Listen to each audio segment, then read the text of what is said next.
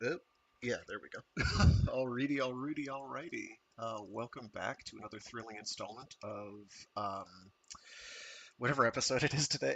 Mecha Mondays. I'm your intrepid pilot, narrator Fragath, and narrator pilot. I don't know which of those flows off the tongue better. NP is alphabetical order. Anyway, uh, so we've got more Starship Troopers. Because the way the book's laid out, I'm not going to have an even chapter break at the end of today's segment. So we are going to cut out. We're not going to cut anything out. We're going to stop this week partway through chapter 13 because chapter 13 is like Jesus. I don't know. I think it's upwards of 100 pages long. It's not quite that long. It's like 70 pages, but it's still longer than I can do, plus the 30 pages or so, 20 odd, 20 something pages of chapter 12. Yeah. But chapter 12 itself is too short to do just on its own. Yeah, it's about 20 pages, 25 pages, plus 13, which comes to all but like the last two, which is baffling. Um,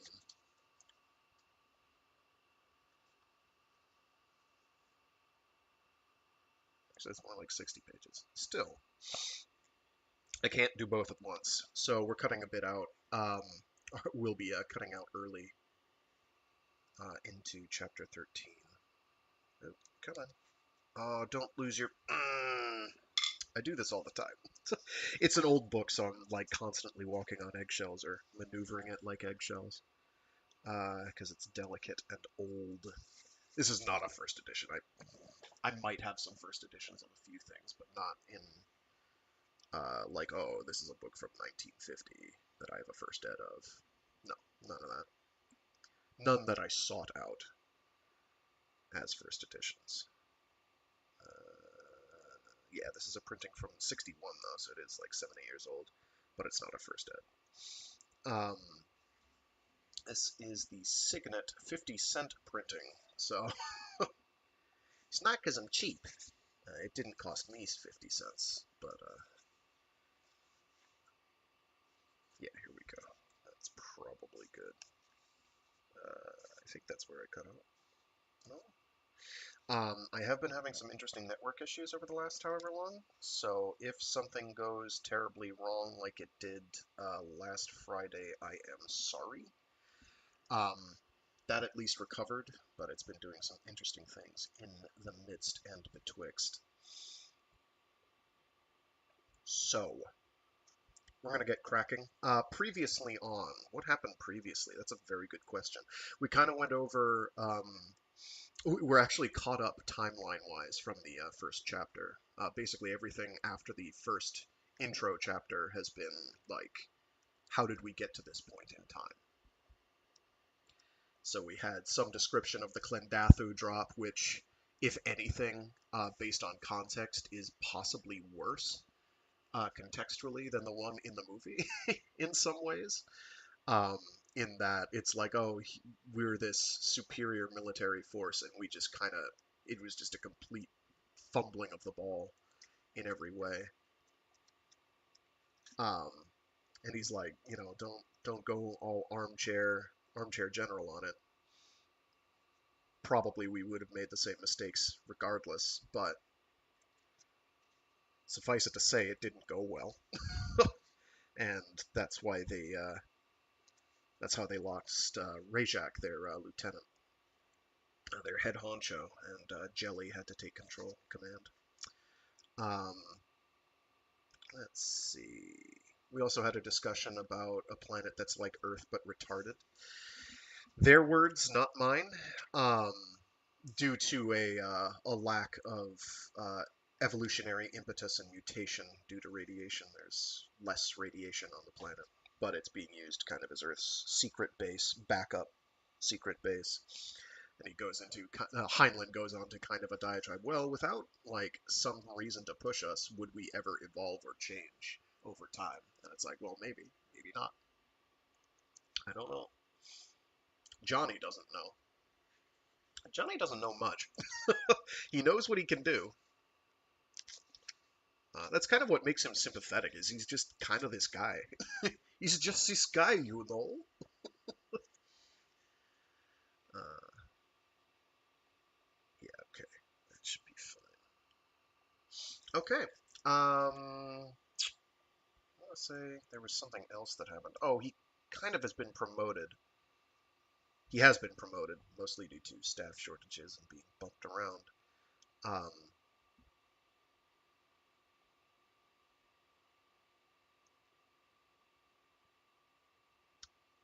he has a confrontation with Ace, who is a corporal and technically under his command, but they're sort of not getting along.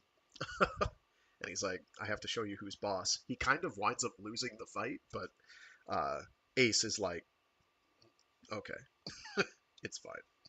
I will follow you. You can take a hit, so I guess I trust you now. I don't know. It's some testosterone thing. I don't know. I can't say that I totally get it.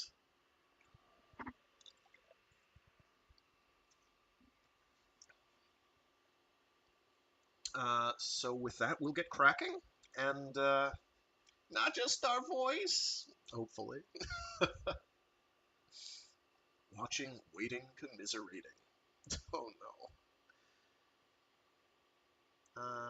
So yeah, we'll yeah, next week's will be kind of short. How long is next week's going to be? Next week's going to be pretty short, actually. It's either this week or next week get to be short.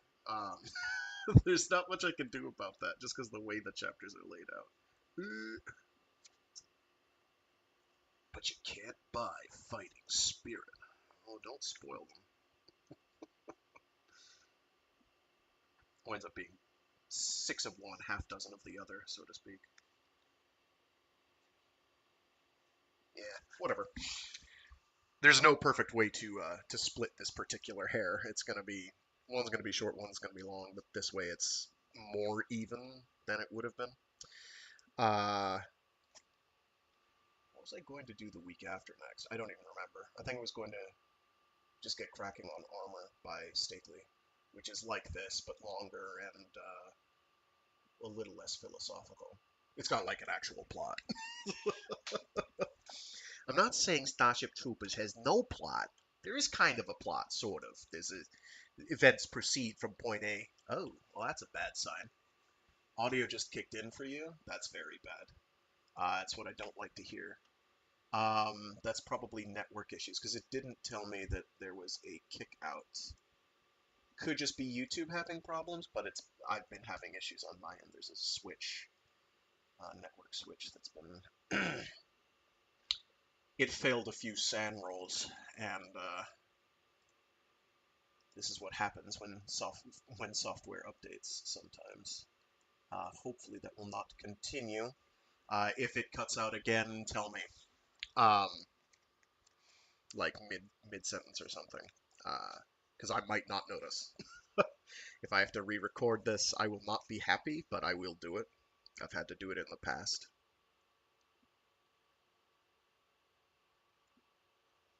All right. All right, let's get cracking.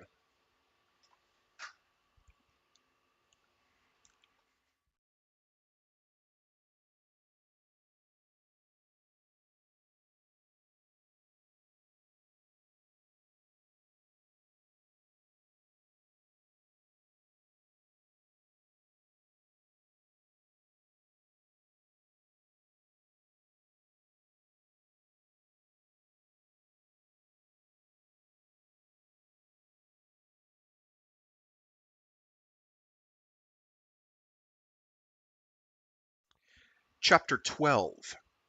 It is by no means enough that an officer should be capable. He should be as well a gentleman of liberal education, refined manners, punctilious courtesy, and the nicest sense of personal honor. No meritorious act of a subordinate should escape his attention, even if the reward be only one word of approval. Conversely, he should not be blind to a single fault in any subordinate. True as may be the political principles for which we are now contending, the ships themselves must be ruled under a system of absolute despotism. I trust that I have now made clear to you the tremendous responsibilities. We must do the best we can with what we have. John Paul Jones, September 14, 1775. Excerpts from a letter to the Naval Committee of the N.A. Insurrectionists. North American Insurrectionists, sorry. The Roger Young was again returning to base for replacements, both capsules and men. Al Jenkins had bought his farm, covering a pickup. And that one had cost us the Padre, too. And besides that, I had to be replaced. I was wearing brand new sergeant's chevrons, vice migliaccio, but I had a hunch that Ace would be wearing them as soon as I was out of the ship. They were mostly honorary, I knew. The promotion was Jelly's way of giving me a good send-off as I was detached for OCS. But it didn't keep me from being proud of them. At the Fleet Landing Field, I went through the exit gate with my nose in the air and strode up to the quarantine desk to have my orders stamped. As this was being done, I heard a polite, respectful voice behind me. "Excuse me, Sergeant, but that boat that just came down, is it from the Roger?" I turned to see the speaker, flicked my eyes over his sleeves, saw that it was a small, slightly stoop-shouldered corporal, no doubt one of our... Father? Then the corporal had his arms around me. One! Oh, my little Johnny! I kissed him and hugged him and started to cry. Maybe that civilian clerk at the quarantine desk had never seen two non-coms kiss each other before. Well, if I had noticed him so much as lifting an eyebrow, I would have pasted him. But I didn't notice him. I was busy. He had to remind me to take my orders with me. By then, we had blown our noses and quit making an open spectacle of ourselves. I said, "Father, let's find a corner somewhere and sit down and talk. I want to know, well, everything." I took a deep breath. "I thought you were dead." "No, came close to buying it once or twice, maybe. But son, Sergeant, I really do have to find out about that landing boat. You see—" "Oh, that. It's from the Roger Young. I just—" He looked terribly disappointed. "Then I've got to bounce, right now. I've got to report in." Then he added eagerly, "But you'll be back aboard soon, won't you, Juanito? Or are you going on R&R?" No. I thought fast. Of all the ways to have things roll. "Look, Father, I know about the boat schedule. You can't go aboard for at least an hour and a bit. That boat is not on a fast retrieve. She'll make a minimum fuel rendezvous when the Raj completes its pass. If the pilot doesn't have to wait over for the next pass after that. They've got to load first." He said dubiously, "My orders read to report at once to the pilot of the first available ship's boat." Father, do you have to be so confounded regulation? The girl who's pushing that heap won't care whether you board the boat now or just as they button up. Anyhow, they'll play the ship's recall over the speakers in here 10 minutes before boost and announce it. You can't miss it." He let me lead him over to an empty corner. As we sat down, he added, "Will you be going up in the same boat, Juan, or later?" I showed him my orders. It seemed the simplest way to break the news. Ships that pass in the night, like the Evangeline story. Cripes, what a way for things to break. He read them and got tears in his eyes, and I said hastily, "Look, Father, I'm going to try to come back. I wouldn't want any other outfit than the Roughnecks. And with you in them, oh, I know it's disappointing, but—" "It's not disappointment, Juan." "Huh?" "It's pride. My boy is going to be an officer. My little Johnny. Oh, it's disappointment, too. I had waited for this day, but I can wait a while longer." He smiled through his tears. "You've grown, lad, and filled out, too." "I guess so, Father. But I guess so. But, Father, I'm not an officer yet, and I might only be out of the Raj a few days. I mean, they sometimes bust 'em out pretty fast, and—" "Enough of that, young man." "Huh? You'll make it. Let's have no more talk of busting out." Suddenly he smiled. "That's the first time I've been able to tell a sergeant to shut up." "Well, I'll certainly try, Father." And if I do make it, I'll certainly put in for the old Raj. But I trailed off. Yes, I know. Your request won't mean anything unless there's a billet for you. Never mind. If this hour is all we have, we'll make the most of it. And I'm so proud of you, I'm splitting my seams. How have you been, Johnny? Ah, fine, just fine.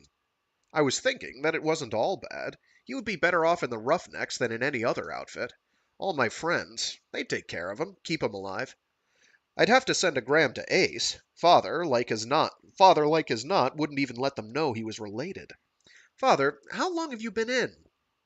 A little over a year. And corporal already! Father smiled grimly. They're making them fast these days. I didn't have to ask what he meant. Casualties. There were always vacancies in the TO. You couldn't get enough trained soldiers to fill them. Instead, I said, but Father, aren't you sort of old to be soldiering? I mean, the Navy or logistics or... I wanted the MI and I got it, he said emphatically. And I'm no older than many sergeants. Not as old, in fact. Son, the mere fact that I am 22 years older than you it doesn't put me in a wheelchair, and age has its advantages, too. Well, there was something in that. I recalled how Sergeant Zim had always tried the older men first, when he was dealing out boot chevrons. And Father would have never goofed in basic the way I had. No lashes for him. He was probably spotted as non-com material before he ever finished basic. The Army needs a lot of really grown-up men in the middle grades. It's a paternalistic organization. I didn't have to ask him why he had wanted MI, nor why or how he had wound up in my ship. I just felt warm about it, more flattered by it than any praise he had ever given me in words. And I didn't want to ask him why he had joined up. I felt I knew. Mother. Neither of us had mentioned her. Too painful. So I changed the subject abruptly. Bring me up to date. Tell me where you've been and what you've done. Well, I trained at Camp San Martin. Sorry. Huh? Not Curry? New one. The same old lumps, I understand, only they rush you through 2 months faster. You don't get Sundays off. Then I requested the Roger Young, and didn't get it, and wound up in McSlattery's Volunteers. A good outfit. Yes, I know. They had a reputation for being rough, tough, and nasty. Almost as good as the Roughnecks. I should say that it was a good outfit. I made several drops with them, and some of the boys bought it, and after a while I got these. He glanced at his chevrons. I was a corporal when we dropped on Sheol. You were there? So was I. With a sudden warm flood of emotion, I felt closer to my father than I ever had before in my life. I know. At least I know your outfit was there. I was about 50 miles north of you, near as I can guess. We soaked up that counterattack when they came boiling up out of the ground like bats out of a cave. Father shrugged.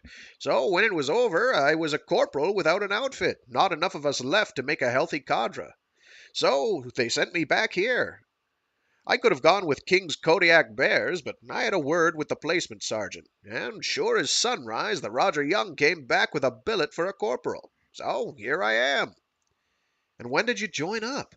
I realized that it was the wrong remark as soon as I had made it, but I had to get the subject away from McSlattery's Volunteers. An orphan from a dead outfit wants to forget it. Father said quietly, shortly after Buenos Aires.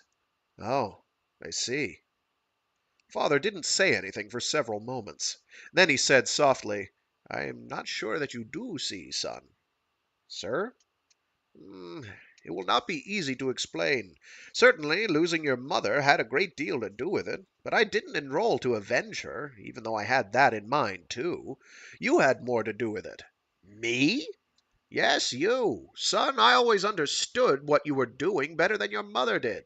Don't blame her. She never had a chance to know, any more than a bird can understand swimming. And perhaps I knew why you did it, even though I begged to doubt that you knew yourself at the time. At least half of my anger at you was sheer resentment, that you had actually done something that I knew, buried deep in my heart, I should have done. But you weren't the cause of my joining up either. You merely helped trigger it, and you did control the service I chose. He paused. I wasn't in good shape at the time you enrolled. I was seeing my hypnotherapist pretty regularly. You never suspected that, did you? But we had gotten no farther than a clear recognition that I was enormously dissatisfied. After you left, I took it out on you. But it was not you, and I knew it, and my therapist knew it. I suppose I knew that there was real trouble brewing earlier than most. We were invited to bid on military components fully a month before the state of emergency was announced. We had converted almost entirely to war production while you were still in training. I felt better during that period, worked to death and too busy to see my therapist. Then I became more troubled than ever. He smiled. Son, do you know about civilians? Well, we don't talk the same language. I know that. Clearly enough put. Do you remember Madame Ruitman? I was on a few days' leave after I finished basic, and I went home. I saw some of our friends, said goodbye, she among them. She chattered away and said, "So you're really going out? Well, if you reach far away, you really must look up my dear friends, the Regatos." I told her, as gently as I could, that it seemed unlikely, since the arachnids had occupied Far Away.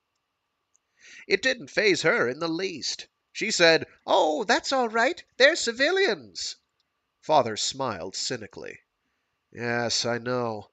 But I'm getting ahead of my story. I told you that I was getting still more upset. Your mother's death released me for what I had to do. Even though she and I were closer than most, nevertheless, it set me free to do it. I turned the business over to Morales. Old man Morales? Can he handle it? Yes, because he has to. A lot of us are doing things we didn't know we could. I gave him a nice chunk of stock. You know, the old saying about the kine that tread the grain. Sorry. You know the old saying about the kine that tread the grain. And the rest I split two ways in a trust. Half to the Daughters of Charity, half to you whenever you want to go back and take it. If you do. Never mind. I had at last found out what was wrong with me. He stopped, then said very softly, I had to perform an act of faith. I had to prove to myself that I was a man, not just a producing, consuming, economic animal, but a man. At that moment, before I could answer anything, the wall speakers around us sang, shines the name of Roger Young. And a girl's voice added, Personnel for FCT Roger Young stand to boat. Berth H 9 minutes. Berth H 9 minutes. There's a period there. Father bounced to his feet, grabbed his kit roll. That's mine. Take care of yourself, son, and hit those exams, or you'll find that you're still not too big to paddle. I will, Father. He embraced me hastily. See you when we get back. And he was gone on the bounce.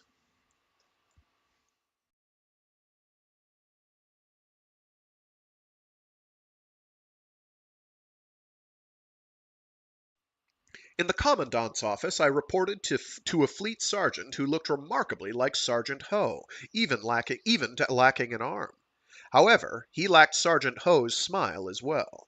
I said, Career Sergeant Never mind. Evidently he didn't say it. I said, Career Sergeant Juan Rico to report to Commandant pursuant to orders. He glanced at the clock. Your boat was down 73 minutes ago. Well? So I told him. He pulled his lip and looked at me meditatively. I've heard every excuse in the book, but you've just added a new page. Your own father, really was reporting to your old ship just as you were detached? That's the bare truth, Sergeant. You can check it. Corporal Emilio Rico.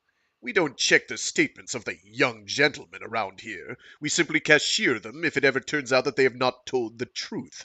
Okay, a boy who wouldn't be late in order to see his old man off wouldn't be worth much in any case. Forget it. Thanks, Sergeant. Do I report to the Commandant now? You've reported to him. He made a check mark on a list. Maybe a month from now he'll send for you along with a couple of dozen others. Here's your room assignment. Here's a check-off list you start with. And you can start by cutting off those chevrons. But save them. You may need them later. But as of this moment you are Mr., not Sergeant. Yes, sir. Don't call me sir. I call you sir. But you won't like it.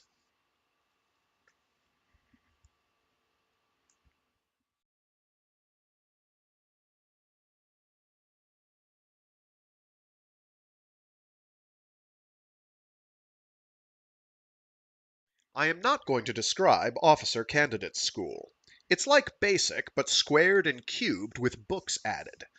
In the mornings we behaved like privates, doing the same old things we had done in basic and in combat, and being chewed out for the way we did them. By sergeants. In the afternoons we were cadets and gentlemen, and recited on, and were lectured concerning an endless list of subjects: math, science, galactography, xenology, hypnopedia, logistics, strategy and tactics, communications, military law, terrain reading, special weapons, psychology of leadership, anything from the care and feeding of privates to why Xerxes lost the big one. Most especially, how to be a one-man catastrophe yourself while keeping track of 50 other men, nursing them, loving them, leading them, saving them, but never babying them. We had beds, which we used all too little. We had rooms and showers and inside plumbing. And each 4 candidates had a civilian servant to make our beds and clean our rooms and shine our shoes and lay out our uniforms and run errands. This service was not intended as a luxury, and was not. Its purpose was to give the student more time to accomplish the plainly impossible by relieving him of things any graduate of basic can already do perfectly. 6 days shalt thou work, and do all thou art able, the 7th the same, and pound on the cable. Or the army version ends, and clean out the stable, which shows you how many centuries this sort of thing has been going on. I wish I could catch just one of those civilians who think we loaf, and put them through 1 month of OCS. In the evenings and all-day Sundays we studied until our eyes burned and our ears ached. Then slept, if we slept, with a hypnopedic speaker droning away under the pillow. Our marching songs were appropriately downbeat. No army for mine, no army for mine, I'd rather be behind the plow any old time. And don't want to study war no more. And don't make my boy a soldier, the weeping mother cried. And, favorite of all, the old classic Gentlemen Rankers, with its chorus about the little lost sheep. God have pity on such as we. Bah! Ya! Bah! Yet somehow I don't remember being unhappy. Too busy, I guess. There was never that psychological hump to get over, the one everybody hits in basic. There was simply the ever-present fear of flunking out. My poor preparation in math bothered me especially. My roommate, a colonial from Hesperus, with the oddly appropriate name of Angel, sat up night after night, tutoring me. Most of the instructors, especially the officers, were disabled. The only ones I can remember who had a full complement of arms, legs, eyesight, hearing, etc., were some of the non-commissioned combat instructors. And not all of those. Our coach in dirty fighting sat in a powered chair, wearing a plastic collar, and was completely paralyzed from the neck down.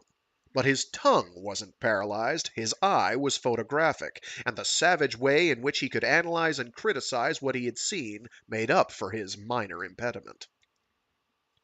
At first I wondered why those obvious candidates for physical retirement and full pay pension didn't take it and go home. Then I quit wondering. I guess the high point in my whole cadet course was a visit from Ensign Ibanez, she of the dark eyes, junior watch officer and pilot under instruction of the corvette transport Mannerheim. Carmencita showed up, looking incredibly pert in navy dress whites and about the size of a paperweight, while my class was lined up for evening meal muster. Walked down the line and you could hear eyeballs click as she passed. Walked straight up to the duty officer and asked for me by name in a clear, penetrating voice. The duty officer, Captain Chandar, was widely believed never to have smiled at his own mother, but he smiled down at little Carmen, straining his face out of shape, and admitted my existence. Whereupon she waved her long black lashes at him, explained that her ship was about to boost, and could she please take me out to dinner? And I found myself in possession of a highly irregular and totally unprecedented 3-hour pass. It may be that the Navy has developed hypnosis techniques that they have not yet gotten around to passing on to the Army, or her secret weapon may be older than that and not usable by MI. In any case, I not only had a wonderful time, but my prestige with my classmates, none too high until then, climbed to amazing heights. It was a glorious evening and well worth flunking 2 classes the next day. It was somewhat dimmed by the fact that we had each heard about Carl, killed when the bugs smashed our research station on Pluto, but only somewhat, as we each had learned to live with such things. One thing did startle me. Carmen relaxed and took off her hat while we were eating, and her blue-black hair was all gone. I knew that a lot of the Navy girls shaved their heads. After all, it's not practical to take care of long hair in a warship, and, most especially, a pilot can't risk having her hair floating around, getting in the way in any free-fall maneuvers. Shucks, I shaved my own scalp just for convenience and cleanliness. But my mental picture of little Carmen included this mane of thick, wavy hair. But, do you know, once you get used to it, it's rather cute. I mean, if a girl looks all right to start with, she still looks all right with her head smooth. And it does serve to set a Navy girl apart from civilian chicks, sort of a lodge pin, like the gold skulls for civilian chicks. Oh, sorry. Sort of a lodge pin, like the gold skulls for combat drops. Skipped lines around. It made Carmen look distinguished, gave her dignity, and for the first time I fully realized that she really was an officer and a fighting man, as well as a very pretty girl. I got back to barracks with stars in my eyes and whiffing slightly of perfume. Carmen had kissed me goodbye.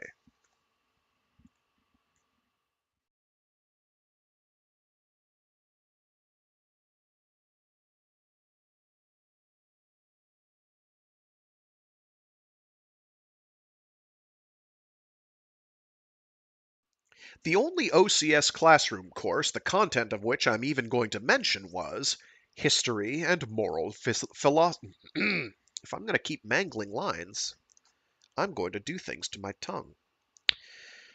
The only OCS classroom course that we're having a hard morning, clearly. Afternoon now, whatever. The only OCS classroom course, the content of which I'm even going to mention, was History and Moral Philosophy. I was surprised to find it in the curriculum. H&MP has nothing to do with combat and how to lead a platoon. Its connection with war, where it is connected, is in why to fight, a matter already settled for any candidate long before he reaches OCS. And MI fights because he is MI. I decided that the course must be a repeat for the benefit of those of us, maybe a third, who had never had it in school. Over 20% of my cadet class were not from Terra. A much higher percentage of colonials sign up to serve than do people born on Earth. Sometimes it makes you wonder. And of the 3/4 or so from Terra, some were from associated territories and other places where H&MP might not be taught. So I figured it for a cinch course, which would give me a little rest from tough courses, the ones with decimal points. Wrong again. Unlike my high school course, you had to pass it. Not by examination, however. The course included examinations and prepared papers and quizzes and such, but no marks. What you had to have was the instructor's opinion that you were worthy of commission. If he gave you a down check, a board sat on you, questioning not merely whether you could be an officer, but whether you belonged in the army at any rank, no matter how fast you might be with weapons, deciding whether to give you extra instruction, or just kick you out and let you be a civilian. History and moral philosophy works like a delayed action bomb. You wake up in the middle of the night and think, now what did he mean by that? That had been true even with my high school course. I simply hadn't known what Colonel Dubois was talking about. When I was a kid, I thought it was silly for the course to be in the science department. It was nothing like physics or chemistry. Why wasn't it over in the fuzzy studies where it belonged? The only reason I paid attention was because there were such lovely arguments. I had no idea that Mr. Dubois was trying to teach me why to fight long after I had decided to fight anyhow. Well, why should I fight? Wasn't it preposterous to expose my tender skin to the violence of unfriendly strangers? Especially as the pay especially as the pay at any rank was barely spending money, the hours terrible, and the working conditions worse. When I could be sitting at home while such matters were handled by thick-skulled characters who enjoyed such games? Particularly when the strangers against whom I fought never had done anything to me personally until I showed up and started kicking over their tea wagon? What sort of nonsense is this? Fight because I'm an MI? Brother, you're drooling like Dr. Pavlov's dogs. Cut it out and start thinking. Major Reed, our instructor, was a blind man with a disconcerting habit of looking straight at you and calling you by name. We were reviewing events after the war between the Russo-Anglo-American Alliance and the Chinese hegemony, 1987 and following. Casual reminder, this was written in 59. So, one sec, let me get a little water in me here. My bad. We were reviewing events after the war between the Russo-Anglo-American Alliance and the Chinese hegemony, 1987 and following. But this was the day that we heard the news of the destruction of San Francisco and the San Joaquin Valley. I thought he would give us a pep talk. After all, even a civilian ought to be able to figure it out now. The bugs or us. Fight or die. Major Reed didn't mention San Francisco. He had one of us apes summarize the negotiated Treaty of New Delhi, discuss how it ignored prisoners of war, and, by implication, dropped the subject forever. The armistice became a stalemate, and the prisoners stayed where they were, on one side. On the other side, they were turned loose, and, during the disorders, made their way home. Or not, if they didn't want to. Major Reed's victims summed up the unreleased prisoners. Survivors of 2 divisions of British paratroopers, some thousands of civilians, captured mostly in Japan, the Philippines, and Russia, and sentenced for political crimes. Besides that, there were many other military prisoners, Major Reed's victim went on, captured during and before the war. There were rumors that some had been captured in an earlier war and never released. The total of unreleased prisoners was never known. The best estimates place the number around 65,000. Why the best? That's the estimate in the textbook, sir. Please be precise in your language. Was the number greater or less than 100,000? I don't know, sir. And nobody else knows. Was it greater than 1,000? Was it greater than 1,000? Probably, sir. Almost certainly. Utterly certain, because more than that eventually escaped, found their ways home, were tallied by name. I see you did not read your lesson carefully. Mr. Rico! Now I am the victim. Yes, sir. Are 1,000 unreleased prisoners sufficient reason to start or resume a war? Bear in mind that millions of innocent people may die, almost certainly will die, if war is started or resumed. I didn't hesitate. Yes, sir, more than enough reason. More than enough. Very well. Is 1 prisoner, unreleased by the enemy, enough reason to start or resume a war? I hesitated. I knew the M.I. answer, but I didn't think that was the one he wanted. He said sharply, Come, come, mister. We have an upper limit of 1,000. I invited you to consider a lower limit of 1. But you can't pay a promissory note which reads somewhere between 1 and 1,000 pounds. And starting a war is much more serious than paying a trifle of money.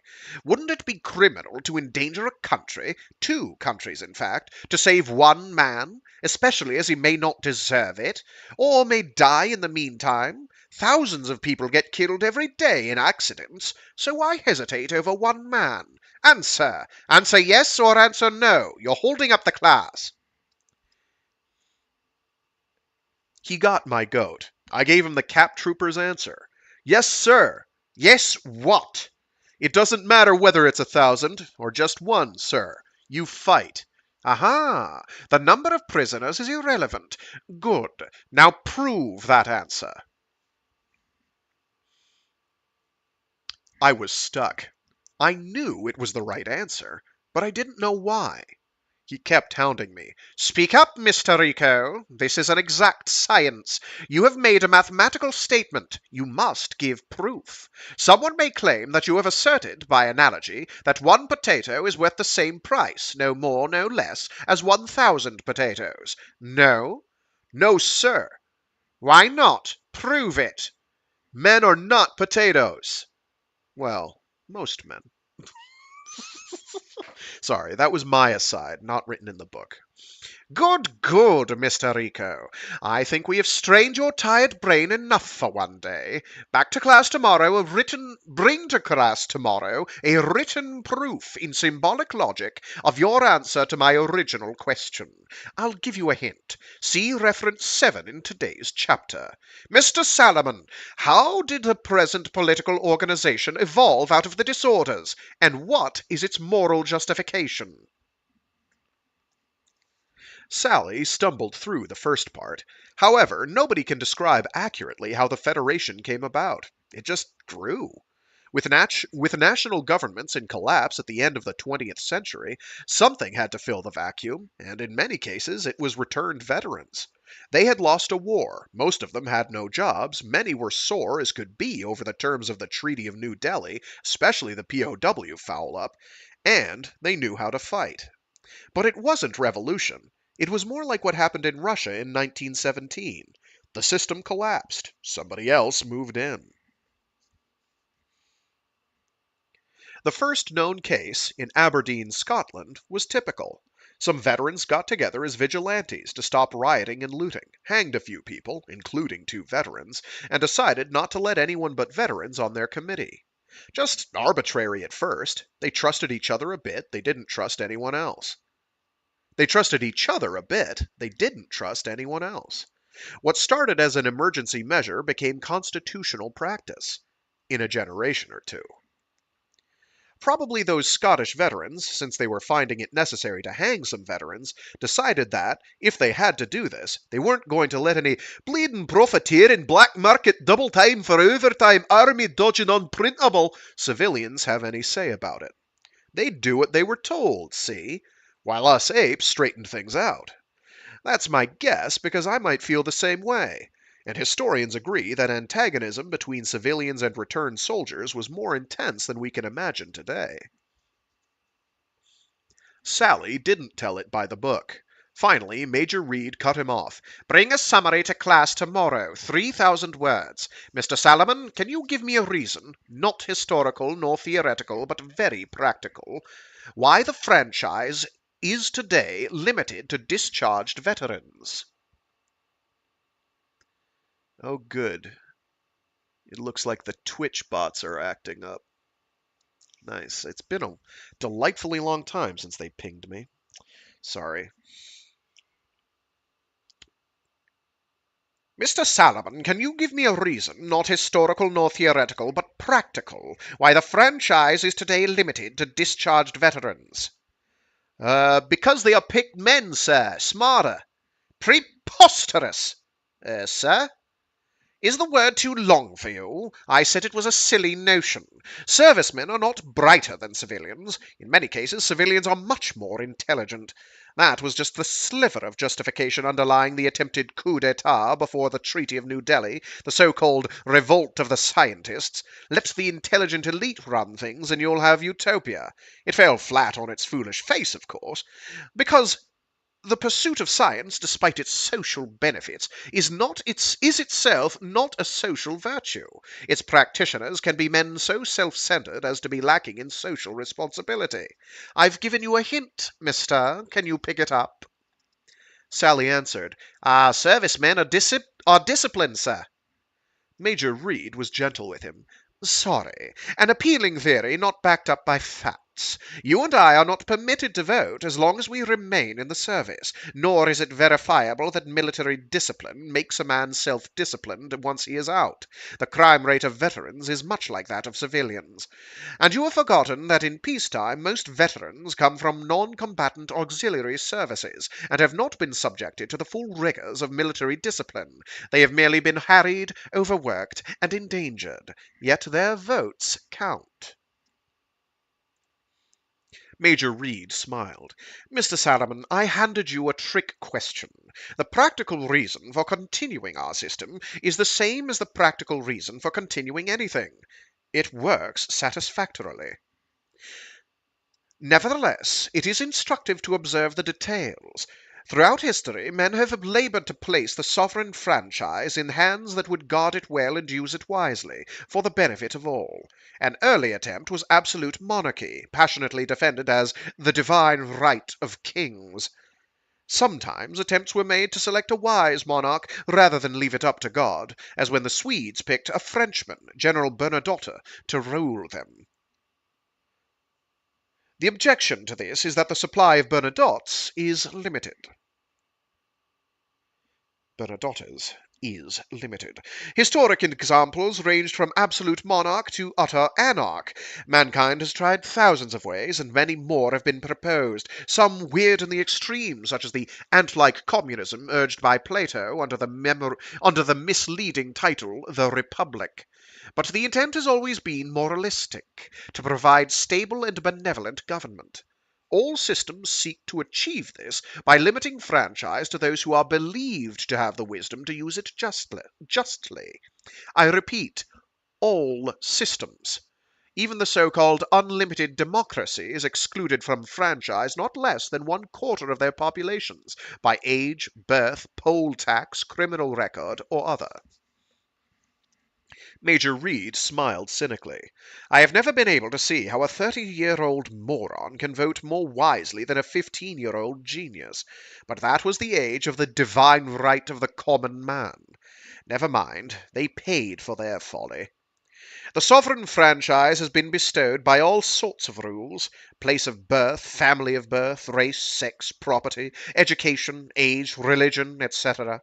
All these systems worked, and none of them well. All were regarded as tyrannical by many, all eventually collapsed or were overthrown. Now here we are with still another system, and our system works quite well. Many complain, but none rebel. Personal freedom for all is greatest in history. Laws are few, taxes are low, living standards are as high as productivity permits, crime is at its lowest ebb. Why? Not because our voters are smarter than other people. We've disposed of that argument. Mr. Tammany, can you tell us why our system works better than any used by our ancestors? I don't know where Clyde Tammany got his name. I'd take him for a Hindu. He answered, I'd venture to guess that it's because the electors are a small group who know that the decisions are up to them, so they study the issues. No guessing, please. This is exact science, and your guess is wrong. The ruling nobles of many another system were a small group fully aware of their grave power. Furthermore, our franchised citizens are not everywhere a small fraction. You know, or should know, that the percentage of citizens among You know, or should know, that the percentage of citizens among adults ranges from over 80% on Iskander to less than 3% in some Terran nations. Yet government is much the same everywhere. Nor are the voters picked men. Sorry, I keep skipping lines. Nor are the voters picked men. They bring no special wisdom, talent, or training to their sovereign tasks. So what difference is there between our voters and wielders of franchise in the past? We have had enough guesses. I'll state the obvious. Under our system, every voter and office holder is a man who has demonstrated through voluntary and difficult service that he places the welfare of the group ahead of personal advantage. And that is the one practical difference. He may fail in wisdom, he may lapse in civic virtue, but his average performance is enormously better than that of any other class of rulers in history. So, that's a fair point, I guess. It assumes that you don't have self-serving people who are retiring, but retiring from military service. But at the same time, the theory is nice. The idea is nice. I think it falls on its face in practical terms, but if you've got a strict enough series of social structures in place to ensure that it continues, I guess anything's possible. Major Reed paused to touch the face of an old-fashioned watch, reading its hands. The period is almost over, and we have yet to determine the moral reason for our success in governing ourselves. Now, continued success is never a matter of chance. Bear in mind that this is science, not wishful thinking. The universe is what it is, not what we want it to be. There's some irony there. To vote is to wield authority. It is the supreme authority from which all other authority derives, such as mine to make your lives miserable once a day.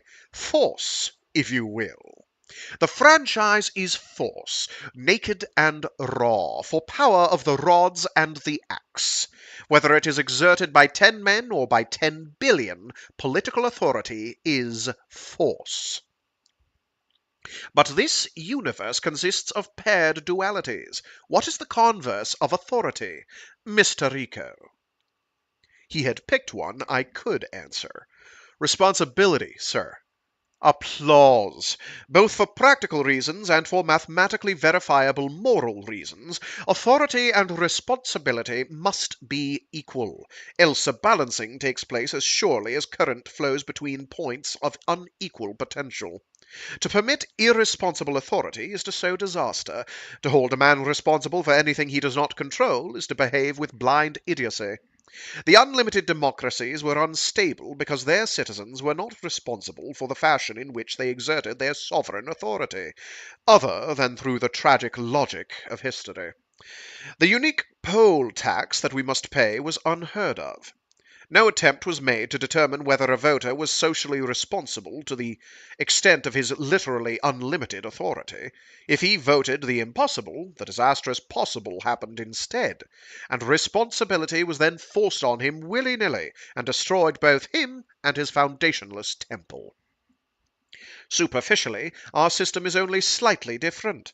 We have democracy unlimited by race, colour, creed, birth, wealth, sex, or conviction, and anyone may win sovereign power by a usually short and not too arduous term of service, nothing more than a light workout to our caveman ancestors.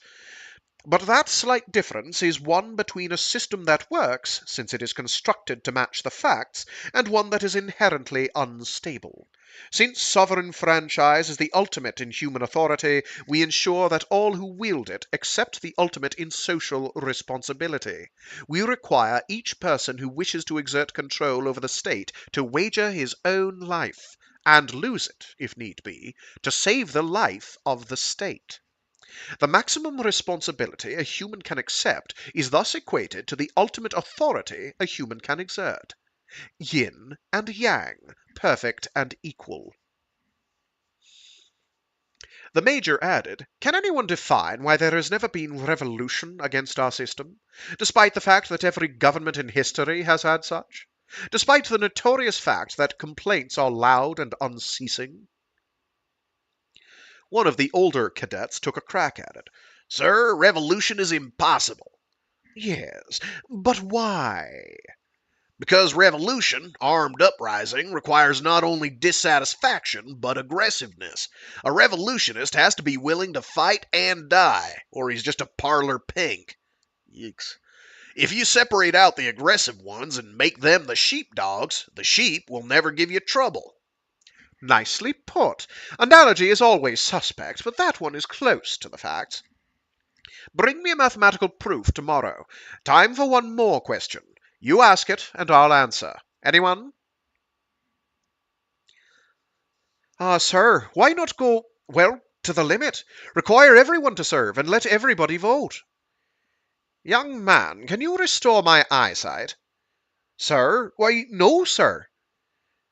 You would find it much easier than to instill moral virtue, social responsibility, into a person who doesn't have it, doesn't want it, and resents having the burden thrust on him. This is why we make it so hard to enroll, so easy to resign. Social responsibility above the level of family, or at most of tribe, requires imagination, devotion, loyalty, all the higher virtues, which a man must develop himself. If he has them forced down on him, he will vomit them out. Conscript armies have been tried in the past. Look up in the library the psychiatric report on brainwashed prisoners in the so-called Korean War, circa 1950. The Mecha report. Bring an analysis to class. He touched his watch. Dismissed. Major Reed gave us a busy time. But it was interesting. I caught one of those master's thesis assignments he chucked around so casually. I had suggested that the Crusades were different from most wars. I got sawed off and handed this. Required to prove that war and moral perfection derive from the same genetic inheritance. Briefly, thus, all wars arise from population pressure. Yes, even the Crusades, though you have to dig into trade routes and birth rate and several other things to prove it. Morals, all correct moral rules, derive from the instinct to survive. Moral behavior is survival behavior above the individual level, as in a father who dies to save his children. But since population pressure results from the process of surviving through others, then war, because it results from population pressure, derives from the same inherited instinct which produces all moral rules suitable for human beings. Check of proof. Check of proof. Is it possible to abolish war by relieving population pressure, and thus do away with the all too evident evils of war, through constructing a moral code under which population is limited to resources? Without debating the usefulness of or morality of any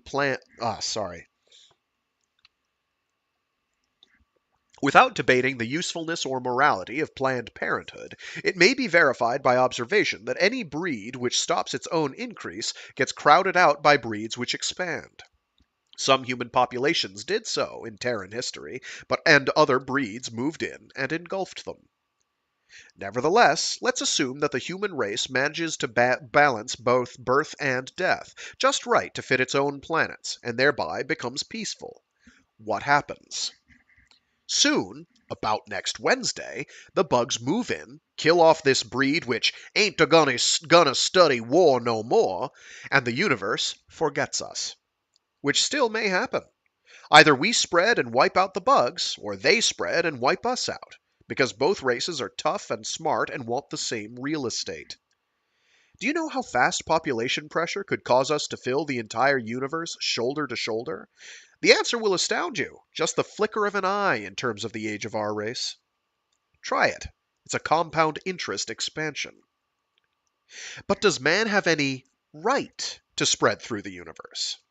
Oh boy, here we go. Ahem. Man is what he is, a wild animal with the will to survive, and, so far, the ability against all competition.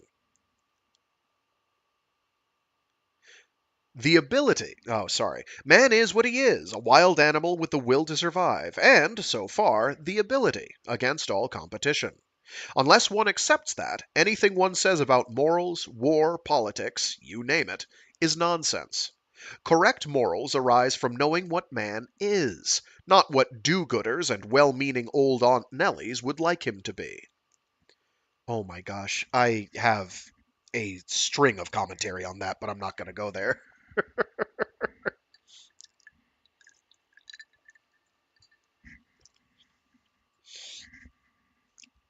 Mostly on the definition of morality.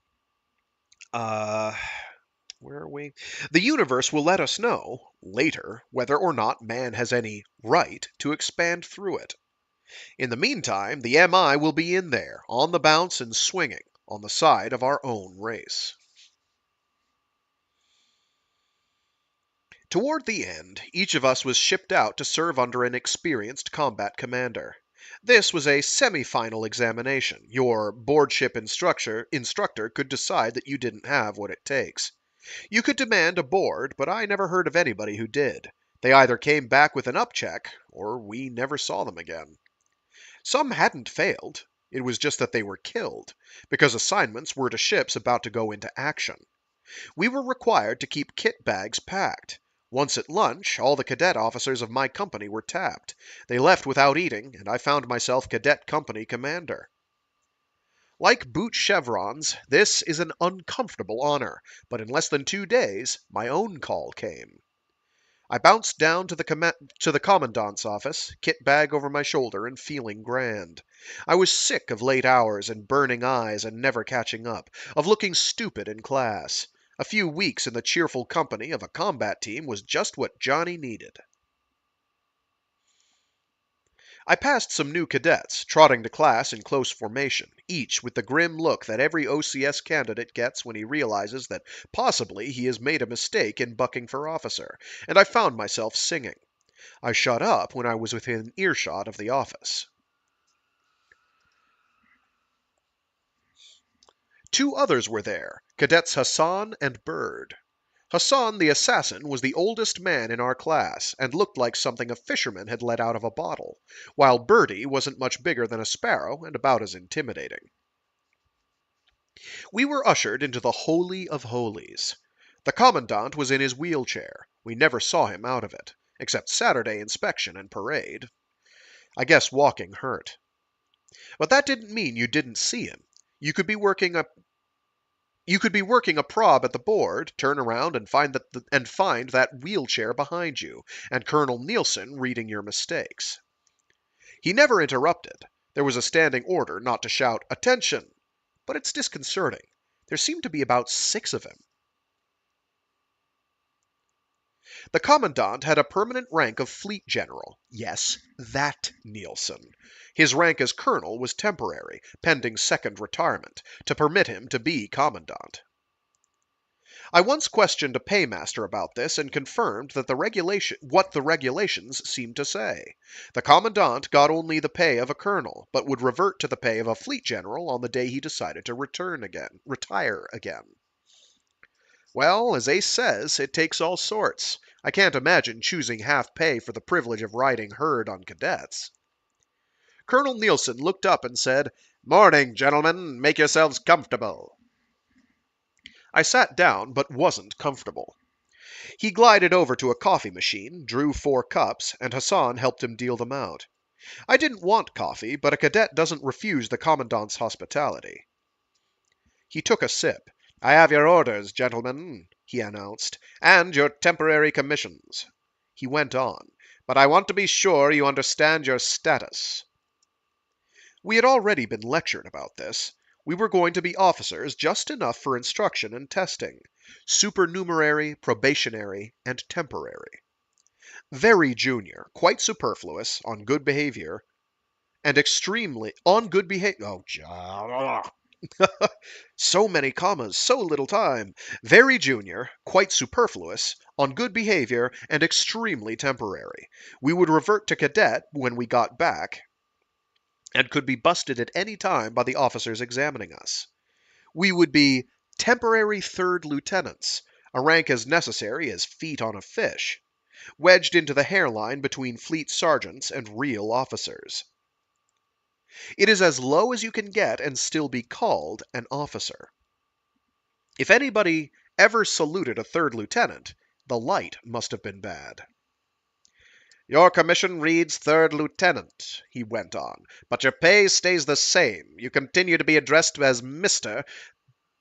The only change in uniform is a shoulder pip even smaller than cadet insignia. You continue under instructions since it has not yet been settled that you are fit to be officers." The colonel smiled. "So why call you a 3rd lieutenant?" I had wondered about that. Why this whoop-de-doo of commissions that weren't real commissions? Of course, I knew the textbook answer. "Mr. Bird," the Commandant said. To place us in the line of command, sir." "Exactly." Colonel glided to a TO on one wall.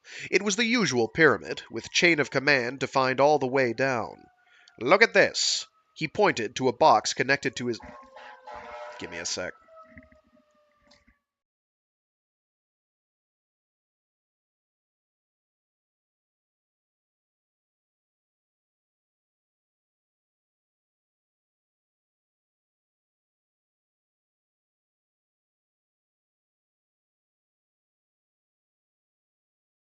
Someday people will stop burning their houses down while I'm reading. It'll be a nice day. I'd like that day. Please stop burning your houses down. Thank you. Where were we? Yes. Exactly. Mr. Bird, the Commandant said. To place us in the line of command, sir? Exactly. Colonel glided to a TO on one wall. It was the usual pyramid, with chain of command defined all the way down. Look at this. He pointed to a box connected to his own by a horizontal line. It read, Assistant to Commandant, Miss Kendrick. Gentlemen, he went on, I would have trouble running this place without Miss Kendrick. Her head is a rapid access file to everything that happens around here. He touched a control on his chair and spoke to the air. Miss Kendrick, what mark did Cadet Bird receive in military law last term? Her answer came back at once. 93%, Commandant. Thank you. He continued. You see, I sign anything if Miss Kendrick has initialed it. I would hate to have an investigating committee find out how often she signs my name and I don't even see it. Tell me, Mr. Bird, if I drop dead, does Miss Kendrick carry on to keep things moving? Why, Birdie looked puzzled. I suppose with routine matters she would do what was necessary. She wouldn't do a blessed thing, the colonel thundered, until Colonel Chauncey told her what to do, his way. She is a very smart woman and understands what you apparently do not, namely that she is not in the line of command and has no authority. He went on. Line of command isn't just a phrase. It's as real as a slap in the face. If I ordered you to combat as a cadet... let me read this sentence on my own real quick. It runs on a little bit. If I ordered you to combat as a cadet, the most you could do would be to pass along somebody else's orders. If your platoon leader bought it and then gave an order to a private, a good order, sensible and wise, you would be wrong and he would be just as wrong if he obeyed it. Because a cadet cannot be in the line of command. A cadet has no military existence, no rank, and is not a soldier. He is a student who will become a soldier, either an officer or at his former rank. While he is under army discipline, he is not in the army. That is why... A zero. A naught with no rim. If a cadet wasn't even in the army... Colonel! Hey, speak up, young man. Mr. Rico. I had startled myself, but I had to say it. But if we aren't in the army, then we aren't MI, sir? He blinked at me. This worries you? I, don't believe I like it much, sir. I didn't like it at all. I felt naked. I see. He didn't seem displeased. You let me worry about the space lawyer aspects of it, son. But that's an order. You are technically not an MI, but the MI hasn't forgotten you. The MI never forgets its own, no matter where they are. If you are struck dead this instant, you will be cremated as Second Lieutenant Juan Rico, Mobile Infantry, of... Colonel Nielsen stopped. Miss Kendrick, what was Mr. Rico's ship? The Roger Young. Thank you. He added, in and of TFCT Roger Young, assigned to Mobile Command Team 2nd Platoon of George Company, 3rd Regiment, 1st Division, MI, the Roughnecks, he recited with relish, not consulting anything once he had been reminded of my ship. A good outfit, Mr. Rico, proud and nasty. Your final orders go back to them for Your final orders go back to them for taps, and that's the way your name would read in Memorial Hall. That's why we always commission a dead cadet, son, so we can send him home to his mates.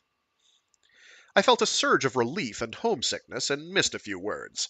Lip buttoned while I talk, we'll have you back in the MI where you belong. You must be temporary officers for your prentice crews because there is no room for deadheads in a combat drop.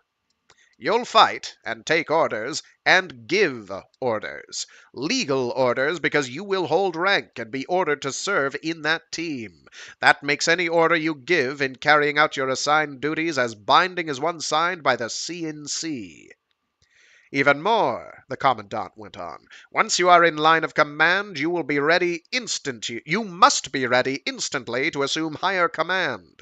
If you are in a one-platoon team, quite likely in the present state of the war, and you are assistant platoon leader when your platoon leader buys it, then you are it. He shook his head.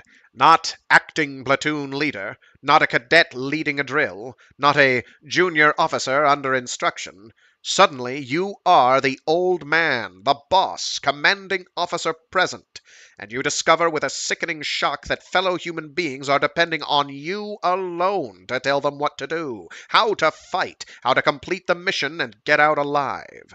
They wait for the sure voice of command, while seconds trickle away, and it's up to you to be that voice, make decisions, give the right orders, and not only the right ones, but in a calm, unworried tone, because it's a cinch, gentlemen, that your team is in trouble, bad trouble, and a strange voice with panic in it can turn the best combat team in the galaxy into a leaderless, lawless, fear-crazed mob. The whole merciless load will land without warning. You must act at once, and you'll have only God over you. Don't expect him to fill in the tactical details. That's your job. He'll be doing all that a soldier has a right to expect if he helps you keep the panic you are sure to feel out of your voice. The colonel paused. I was sobered, and Bertie was looking terribly serious and awfully young, and Hassan was scowling. I wished that I were back in the drop room of the Raj, with not too many chevrons and an after-chow bull session in full swing. There was a lot to be said for the job of assistant section leader. When you come right to it, it's a lot easier to die than it is to use your head. The commandant continued. That's the moment of truth, gentlemen. Regrettably, there is no method known to military science to tell a real officer from a glib imitation with pips on his shoulders, other than through ordeal by fire. Real ones come through, or die gallantly. Imitations crack up.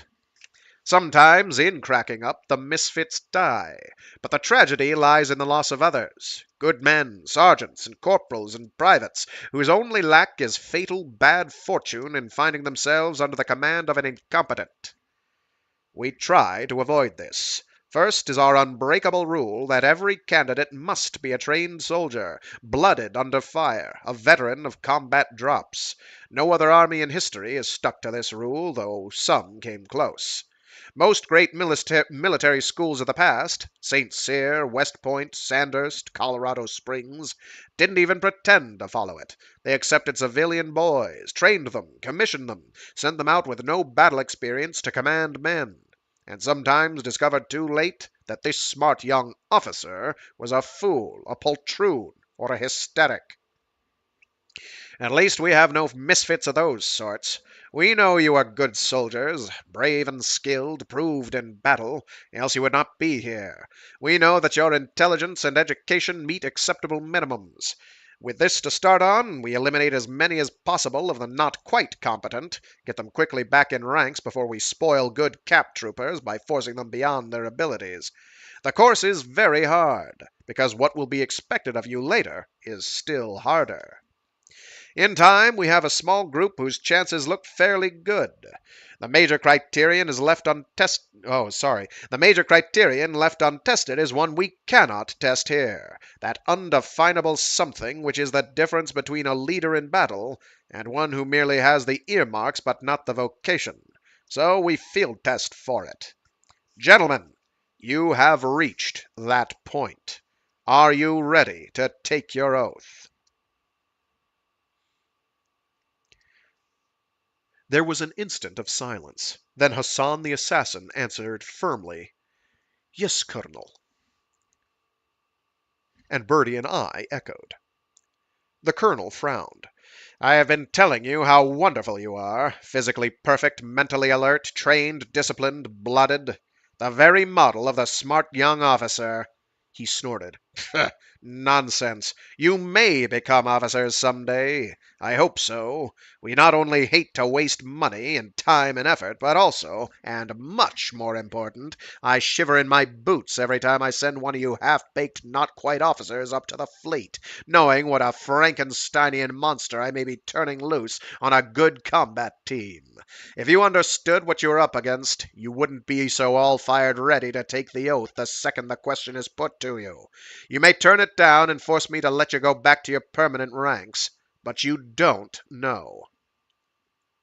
So I'll try once more. Mr. Rico, have you ever thought how it would feel to be court-martialed for losing a regiment? Oh. Hello, Ismail 02727. Sorry, I don't generally like to interrupt, but you messaged me like 2 times in as many seconds. Or in a minute. So I'll try once more. Mr. Rico, have you ever thought how it would feel to be court-martialed for losing a regiment? I was startled silly. Why, no, sir, I never have. To be court-martialed, for any reason, is 8 times as bad for an officer as for an enlisted man. Offenses which will get privates kicked out, maybe with lashes, possibly without, rate death in an officer. Better never to have been born. Think about it, he said grimly. When I suggested that your platoon leader might be killed, I was by no means citing the ultimate in military disaster. Mr. Hassan, what is the largest number of command levels ever knocked out in a single battle? The assassin scowled harder than ever. I am not sure, sir. Wasn't there a while during Operation Bughouse when a major commanded a brigade before the Sauve-Qui-Peut? There was, and his name was Fredericks. He got a decoration and a promotion. If you go back to the Second Global War, you can find a case in which a naval junior officer took command of a major ship and not only fought it, but sent signals as if he were admiral. He was vindicated, even though there were officers senior to him in line of command who were not even wounded. Special circumstances, a breakdown in communications. But I am thinking of a case in which 4 levels were wiped out in 6 minutes, as if a platoon leader were to blink his eyes and find himself commanding a brigade. Any of you heard of it? Dead silence. Very well. It was one of those brush wars that flared up on the edges of the Napoleonic Wars. This young officer was the most junior in a naval vessel. Wet navy, of course. Wind-powered, in fact. This youngster was about the age of most of your class, and was not commissioned. He carried the title of temporary third lieutenant. Note that this is the title you are about to carry. He had no combat experience. There were 4 officers in the chain of command above him. When the battle started, his commanding officer was wounded. The kid picked him up and carried him out of the line of fire. That's all. Make a pickup on a comrade. But he did it without being ordered to leave his post. The other officers all bought it while he was doing this, and he was tried for deserting his post of duty as commanding officer in the presence of the enemy. Convicted. Cashiered. I gasped. For that? Sir! Why not? True, we make pickup, but we do it under different circumstances from a wet navy battle, and by orders to the man making pickup. But pickup is never an excuse for breaking off battle in the presence of the enemy. This boy's family tried for a century and a half to get his conviction reversed. No luck, of course. There was doubt about some circumstances, but no doubt that he had left his post during battle without orders. True, he was as green as grass, but he was lucky not to be hanged. Colonel Nielsen fixed me with a cold eye. Mr. Rico, could this happen to you? I gulped. I hope not, sir. Let me tell you how it could on this very Prentice cruise. Suppose you are in a multiple ship operation with a full regiment in the drop. Officers drop first, of course. There are advantages to this and disadvantages, but we do it for reasons of morale. No trooper ever hits the ground on a hostile planet without an officer. Assume the bugs know this, and they may. Suppose they work up some trick to wipe out those who hit the ground first, but not good enough to wipe out the whole drop. Now suppose, since you are a supernumerary, to have to take any vacant capsule instead of being fired with the first wave. Where does that leave you? I'm not sure, sir. You have just inherited command of a regiment. What are you going to do with your command, mister? Talk fast. The bugs won't wait. I caught an answer right out of the book and parroted it. I'll take command and act as circumstances permit, sir, according to the tactical situation as I see it. You will, eh? The colonel grunted. Huh, and you'll buy a farm, too. That's all anybody can do with a foul-up like that. But I hope you'll go down swinging, and shouting orders to somebody whether they make sense or not. We don't expect kittens to fight wildcats and win. We merely expect them to try. All right, stand up. Put up your right hands. He struggled to his feet. 30 seconds later, we were officers. Temporary, probationary, and supernumerary.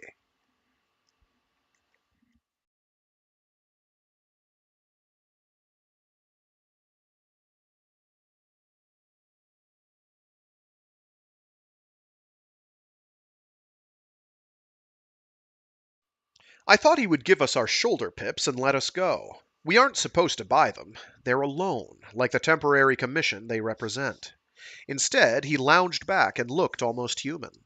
See here, lads, I gave you a talk on how rough it's going to be. I want you to worry about it, doing it in advance, planning what steps you might take against any combination of bad news that can come your way, keenly aware that your life belongs to your men and is not yours to throw away in a suicidal reach for glory, and that your life isn't yours to save either if the situation requires that you expend it.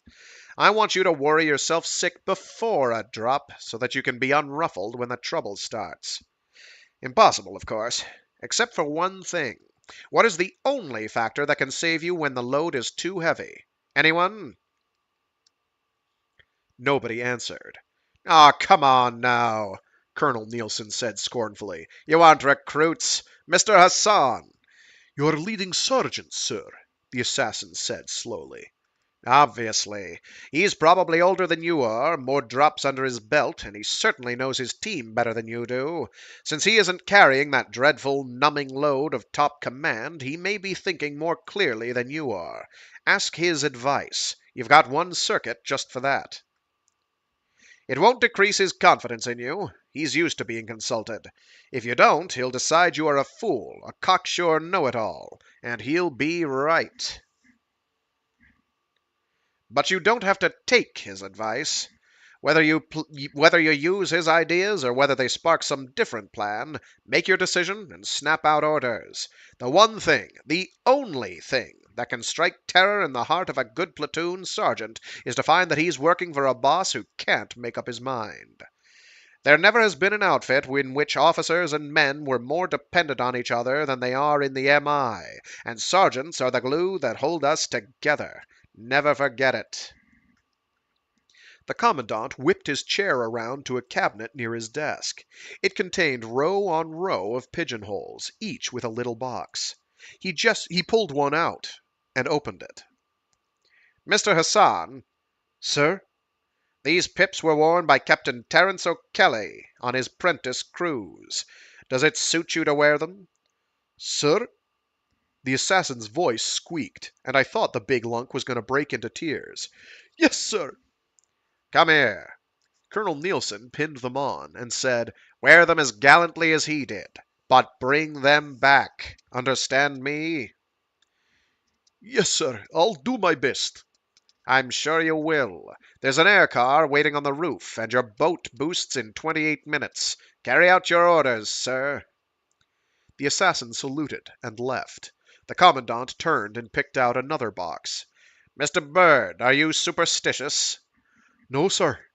Really? I am, quite. I take it you would not object to wearing pips which have been worn by 5 officers, all of whom were killed in action? Bertie barely hesitated. No, sir. Good, because these 5 officers accumulated 17 citations, from the Terran Medal to the Wounded Lion. Come here. The pip with the brown discoloration must always be worn on your left shoulder, and don't try to buff it off. Just try not to get the other one marked in the same fashion. Unless necessary, and you'll know when it is necessary. Here is a list of former wearers. You have 30 minutes until your transportation leaves. Bounce up to Memorial Hall and look up the record of each. Yes, sir. Carry out your orders, sir. He turned to me, looked at my face, and said sharply, Something on your mind, son? Speak up. I blurted it out. Sir, that temporary 3rd lieutenant, the one that got cashiered, how could I find out what happened? Oh, young man, I didn't mean to scare the daylights out of you. I simply intended to wake you up. The battle was on one June 1813, old style, between USF Chesapeake and HMF Shannon. Try the Naval Encyclopedia. Your ship will have it. He turned back to the case of pips and frowned. Then he said, Mr. Rico, I have a letter from one of your high school teachers, a retired officer, requesting that you be issued the pips he wore as a 3rd lieutenant. I am sorry to say that I must tell him no. Sir? I was delighted to hear that Colonel Dubois was still keeping track of me, and very disappointed, too. Because I can't. I issued those pips 2 years ago, and they never came back. Real estate deal. He took a box, looked at me. You could start a new pair. The medal isn't important. The importance of the request lies in the fact that your teacher wanted you to have them. Whatever you say, sir. Or, he cradled the box in his hands, you could wear these. They have been worn 5 times, and the last 4 candidates to wear them have all failed of commission. Nothing dishonorable, but pesky bad luck. Are you willing to take a swing at breaking the hoodoo? Turn them into good luck pips instead? I would rather have petted a shark. But I answered, All right, sir. I'll take a swing at it. Good. He pinned them on me. Thank you, Mr. Rico. You see, these were mine. I wore them first, and it would please me mightily to have them brought back to me with that streak of bad luck broken. Have you go on and graduate. I felt 10 feet tall. I'll try, sir. I know you will. You may now carry out your orders, sir. The same air car will take both you and Bird. Just a moment. Are your mathematics textbooks in your bag? Sir? No, sir. Get them. The weight master of your ship has been advised of your extra baggage allowance. I saluted and left, on the bounce. He had me shrunk down to size as soon as he mentioned math. My math books were on my study desk, tied into a package with a daily assignment sheet tucked under the cord. I gathered the impression that Colonel Nielsen never left anything unplanned, but everybody knew that.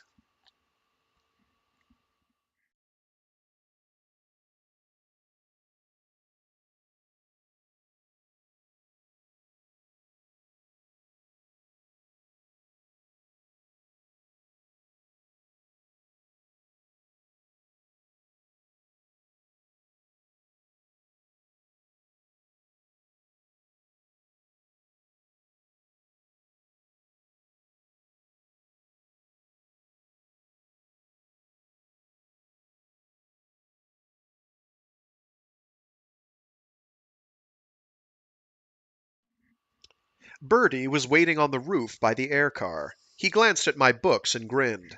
Too bad. Well, if we're in the same ship, I'll coach you. What ship? Tours. Sorry, I'm in the Moskva.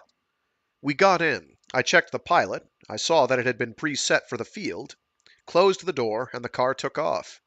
Bertie added, You could be worse off. The assassin took not only his math books, but 2 other subjects. Bertie undoubtedly knew, and he had not been showing off when he offered to coach me. He was a professor type, except that his ribbons proved that he was a soldier, too. Instead of studying math, Bertie taught it. One period each day he was a faculty member, the way little Shujumi taught judo at Camp Curry. The MI doesn't waste anything. We can't afford to. Bertie had a BS in math on his 18th birthday, so naturally he was assigned extra duty as instructor, which didn't keep him from being chewed out at other hours. Not that he got chewed out much. Bertie had that rare combo of brilliant intellect, solid education, common sense, and guts, which gets a cadet marked as a potential general. We figured he was a cinch to command a brigade by the time he was 30, what with the war. But my ambitions didn't soar that high. It would be a dirty, rotten shame, I said, if the assassin flunked out, while thinking that it would be a dirty, rotten shame if I flunked out. Ah, he won't, Bertie answered cheerfully. They'll sweat him through the rest if they have to put him in a hypno booth. Hypo booth. Yep, it's not hypno. He won't, Bertie answered cheerfully. They'll sweat him through the rest if they have to put him in a hypo booth and feed him through a tube. Anyhow, he added, Hassan could flunk out and get promoted for it. Huh? Didn't you know? The assassin's permanent rank is first lieutenant. Field commission, naturally. He reverts to it if he flunks out. See the regs. I knew the regs. If I flunked math, I'd revert to buck sergeant, which is better than being slapped in the face with a wet fish any way you think about it.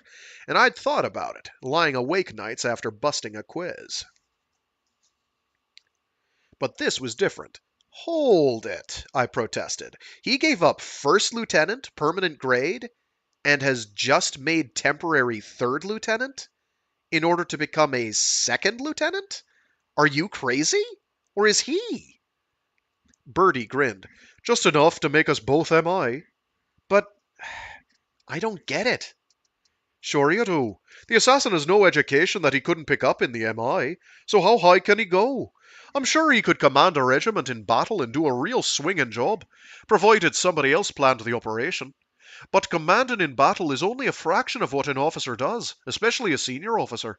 To direct a war, or even to plan a single battle and mount the operation, you have to have theory of games, operational analysis, symbolic logic, pessimistic synthesis, and a dozen other skull subjects. You can sweat them out on your own if you've got the grounding, but have them you must, or you'll never get past captain, or possibly major. The assassin knows what he's doing. I suppose so, I said slowly. Bertie, Colonel Nielsen must know that Hassan was an officer. Is an officer, really. Huh? Of course. He didn't talk as if he knew. We all got the same lecture.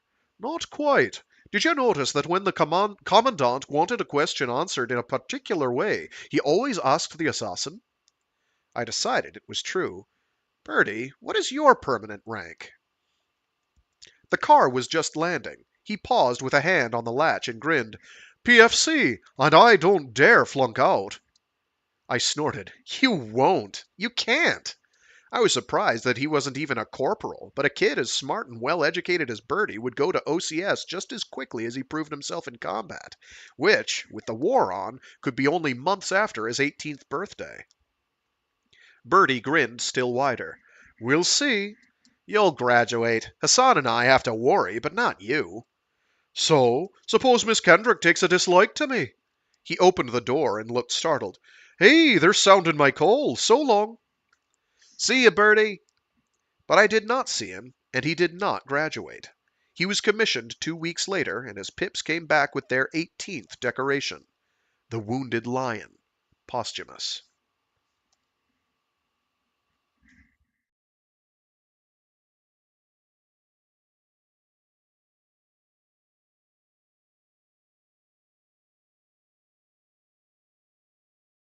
Oh, wow, it's later than I thought. Okay. I mean, I did get a late start, but even then. We'll still do. Oh, geez, how many pages is it? We'll still do this first chunk of chapter 13, but not the whole thing, because we will be here all day if I do, and frankly, I will tap out. I only have so much stamina, sorry. Is there a single break before that? Because otherwise it is going to be quite short.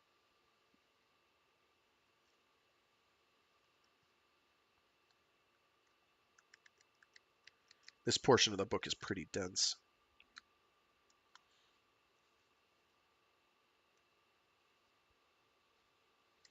Anyway,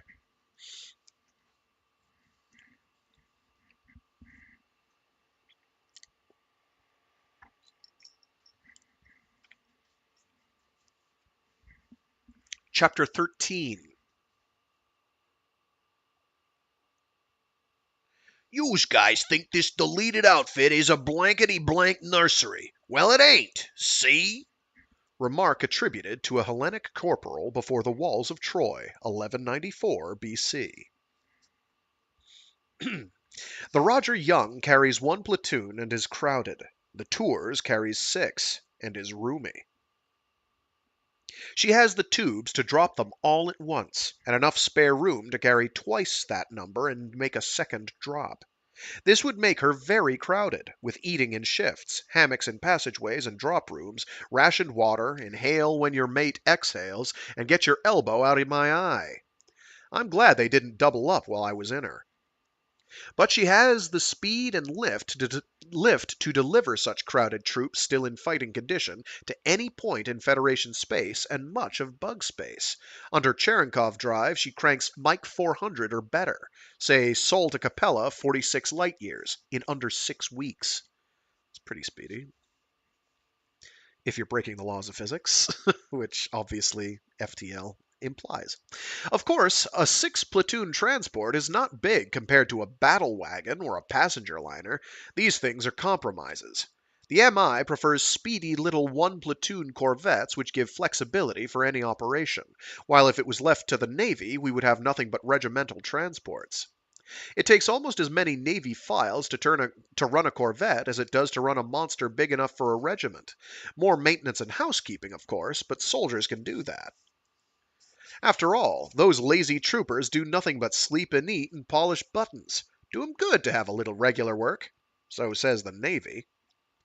The real Navy opinion is even more extreme. The Army is obsolete and should be abolished. The Navy doesn't say this officially, but talk to a naval officer who is on R&R and feeling his oats, you'll get an earful. They think they can fight any war, win it, send a few of their own people down to hold the conquered planet until the diplomatic corps takes charge. I admit that their newest toys can blow any planet right out of the sky. I've never seen it, but I believe it. Maybe I'm as obsolete as the Tyrannosaurus Rex. I don't feel obsolete, and us apes can do things that the fanciest ship cannot. If the government doesn't want those things done, no doubt they'll tell us. Maybe it's just as well that neither the Navy nor the MI has the final word. A man can't buck for Sky Marshal unless he has commanded both a regiment and a capital ship, go through MI and take his lumps and then become a naval officer. I think little Birdie had that in mind. Or first become an astrogator pilot and follow it with Camp Curry, etc. I'll listen respectfully to any man who has done both. Like most transports, the Tours is a mixed ship. The most amazing change for me was to be allowed north of 30. The bulkhead that separates ladies' country from the rough characters who shave is not necessarily number 30, but, by tradition, is called bulkhead 30 in any mixed ship. The wardroom is just beyond it, and the rest of the ladies' country is farther in. In the Tours, the wardroom also served as a mess room for enlisted women, who ate just before we did, and it was partitioned between meals into a recreation room for them and a lounge for their officers. Male officers had a lounge called the card room, which was just abaft 30. Besides the obvious fact that drop and retrieval require the best pilots, i.e. female, there is very strong reason why female naval officers are assigned to transports. It is good for trooper morale. Let's skip MI traditions for a moment. Can you think of anything sillier than letting yourself be fired out of a spaceship with nothing but mayhem and sudden death at the other end? However, if someone must do this idiotic stunt, do you know of a surer way to keep a man keyed up to the point where he is willing than by keeping him constantly reminded that the only good reason why men fight is a living, breathing reality? In a mixed ship, the last thing a trooper hears before a drop, maybe the last word he ever hears, there we go. That's what I'm trying to say, but my mouth wasn't doing it. In a mixed ship, the last thing a trooper hears before a drop, maybe the last word he ever hears, is a woman's voice wishing him luck. If you don't think this is important, you've probably resigned from the human race.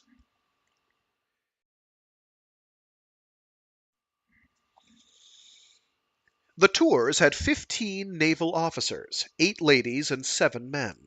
There were 8 MI officers, including, I am happy to say, myself.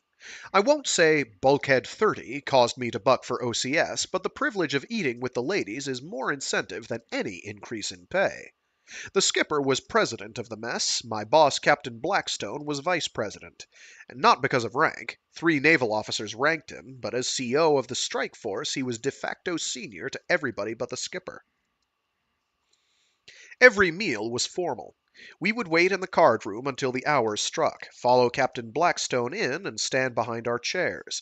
The skipper would come in, followed by her ladies, and, as she reached the head of the table, Captain Blackstone would bow and say, "Madam President, ladies," and she would answer, "Mr. Vice, gentlemen," and the man on each lady's right would seat her.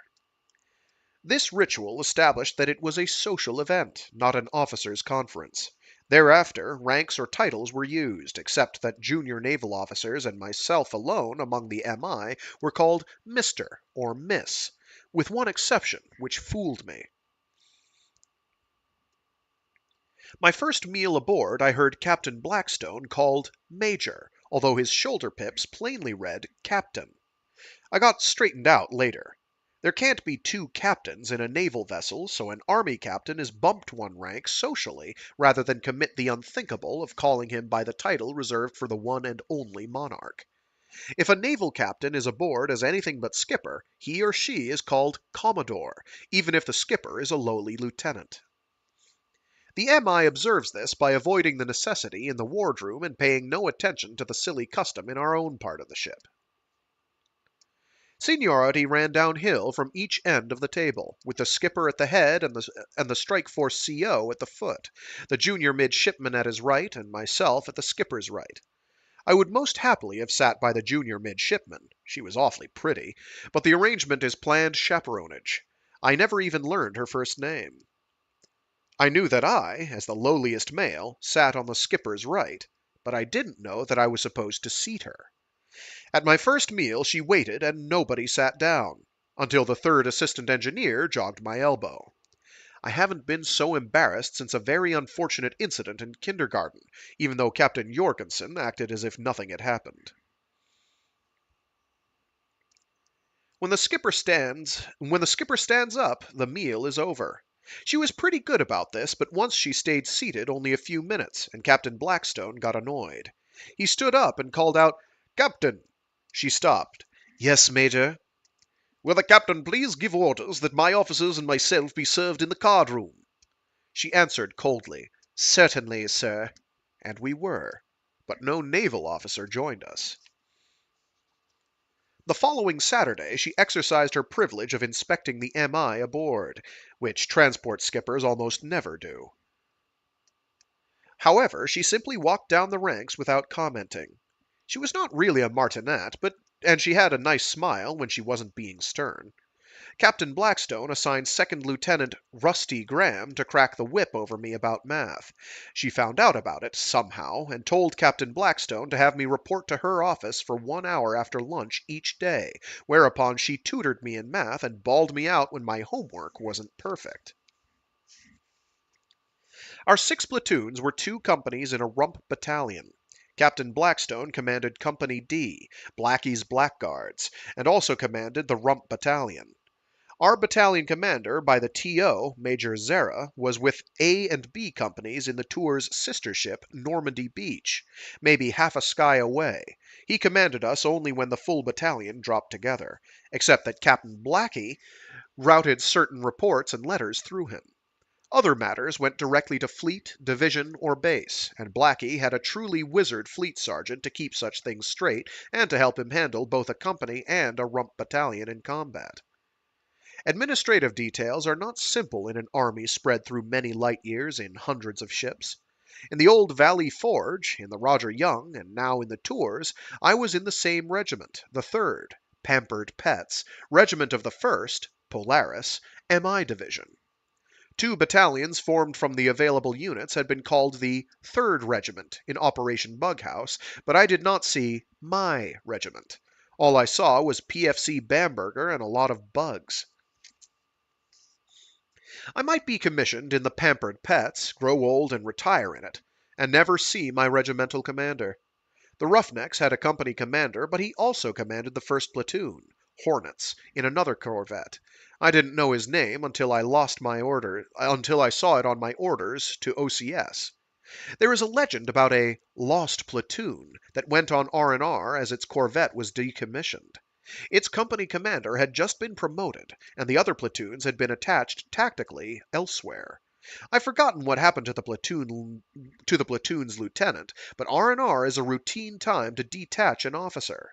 Theoretically, after a relief has been sent to understudy him, but reliefs are always scarce. They say that this platoon enjoyed a local year of the flesh pots along Churchill Road before anybody missed them. I don't believe it, but it could happen. The chronic scarcity of officers strongly affected my duties in Blackie's Blackguards. The MI has the lowest percentage of officers in any army of record, and this factor is just part of the MI's unique divisional wedge. DW is military jargon, but the idea is simple. If you have 10,000 soldiers, how many fight? And how many just peel potatoes, drive lorries, count graves, and shuffle papers? In the MI, 10,000 men fight. In the mass wars of the 20th century, it sometimes took 70,000 men, fact, to enable 10,000 to fight. I admit it takes the Navy to place us where we fight. However, an MI strike force, even in a corvette, is at least 3 times as large as the transport's Navy crew. It also takes civilians to supply and service us. About 10% of us are on R&R at any time, and a few of the very best of us are rotated to instruct at boot camps. While a few MI are on desk jobs, you will always find that they are shy of an arm or leg, or some such. These are the ones, the Sergeant Hose and the Colonel Nielsen's, who refuse to retire, and they really ought to count twice, since they release able-bodied MI by filling jobs which require fighting spirit but not physical perfection. They do work that civilians can't do, or we would hire civilians. Civilians are like beans. You buy 'em as needed for any job which merely requires skill and savvy. But you can't buy fighting spirit. It's scarce. We use all of it, waste none. The MI is the smallest army in history for the size of the population it guards. You can't buy an MI, you can't conscript him, you can't coerce him. You can't even keep him if he wants to leave. He can quit 30 seconds before a drop, lose his nerve and not get into his capsule, and all that happens is that he is paid off and can never vote. At OCS, we studied armies in history that were driven like galley slaves. But the MI is a free man. All that drives him comes from inside. That self-respect and need for respect of his mates, and his pride in being one of them called morale, or esprit de corps. The root of our morale is, everybody works, everybody fights. An MI doesn't pull strings to get a soft, safe job. There aren't any. Oh, a trooper will get away with what he can. Any private with enough savvy to mark time to music can think up reasons why he should not clean compartments or break out stores. This is a soldier's ancient right. But all soft, safe jobs are filled by civilians. That gold-bricking private climbs into his capsule certain that everybody, from general to private, is doing it with him. Light years away and on a different day, or maybe an hour or so later, no matter. What does matter is that everybody drops. This is why he enters the capsule, even though he may not be conscious of it. If we ever deviate from this, the MI will go to pieces. All that holds us together is an idea, one that binds more strongly than steel, but its magic power depends on keeping it intact. It is this everybody fights rule that lets the MI get by with so few officers. I know more about this than I want to, because I asked a foolish question in military history and got stuck with an assignment which forced me to dig up stuff ranging from De Bello Gallico to Tsing's classic Collapse of the Golden Hegemony. Consider an ideal MI division. On paper, because you won't find one elsewhere. How many officers does it require? Never mind units attached from other corps. They may not be present during a ruckus, and they are not like MI. The special talents attached to logistics and communications are all ranked as officers. If it will make a memory man, a telepath, a censor, or a lucky man happy to have me salute him, I'm glad to oblige. He is more valuable than I am, and I could not replace him if I lived to be 200. Or take the K9 Corps, which is 50% officers, but whose other 50% are neo-dogs. None of these is in line of command, so let's consider only us apes and what it takes to lead us. This imaginary division has 10,800 men in 216 platoons, each with a lieutenant.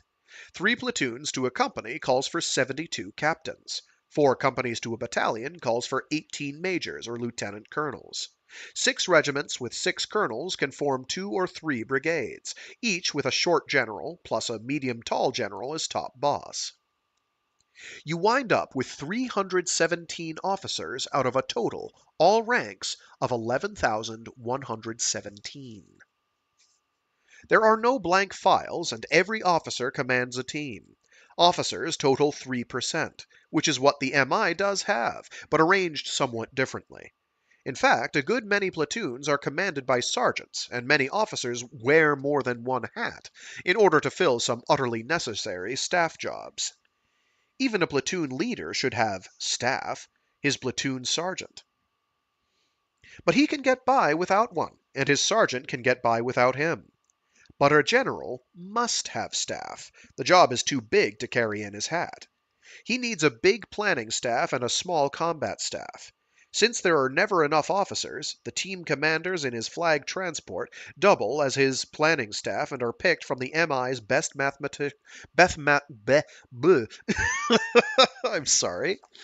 We're going to fumble everywhere.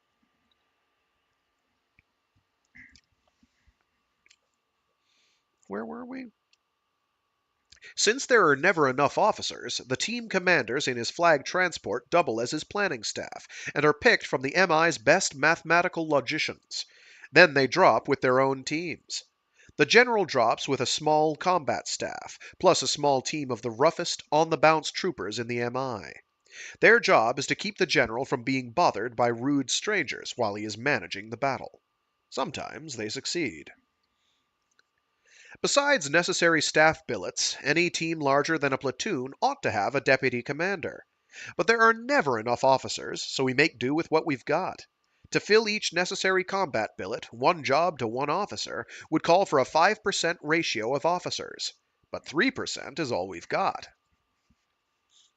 In place of that optimax of 5% that the MI never can reach, many armies in the past commissioned 10% of their number, or even 15%, and sometimes a preposterous 20%. That sounds like a fairy tale, but it was a fact, especially during the 20th century. What kind of an army has more officers than corporals, and more non-coms than privates? An army organized to lose wars, if history means anything. An army that is mostly organization, red tape, and overhead, most of whose soldiers never fight. But what do officers do who are not commanding fighting men? Fiddlework, apparently.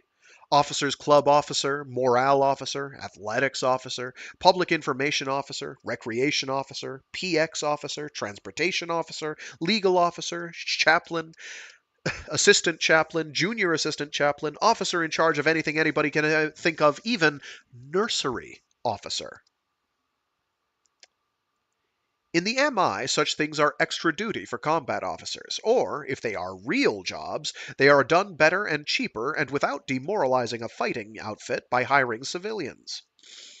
But the situation got so smelly in one of the 20th century major powers that real officers, ones who commanded fighting men, were given special insignia to distinguish them from the swarms of swivel chair hussars.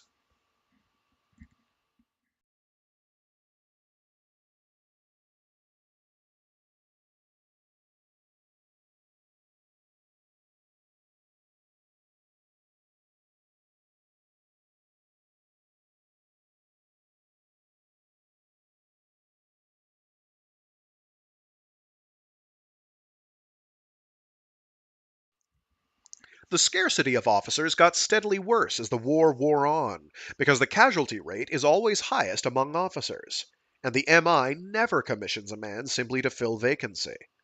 In the long run, each boot regiment must supply its own share of officers, and the percentage can't be raised without lowering the standards. The strike force in the tours needed 13 officers, 6 platoon leaders, 2 company commanders, and 2 deputies, and a strike force commander staffed by a deputy and an adjutant. What it had was 6, and me. Table of Organization. Rump Battalion Strike Force. Captain Blackstone, First Hat. Fleet Sergeant. C Company, Warren's Wolverines. First Lieutenant Warren.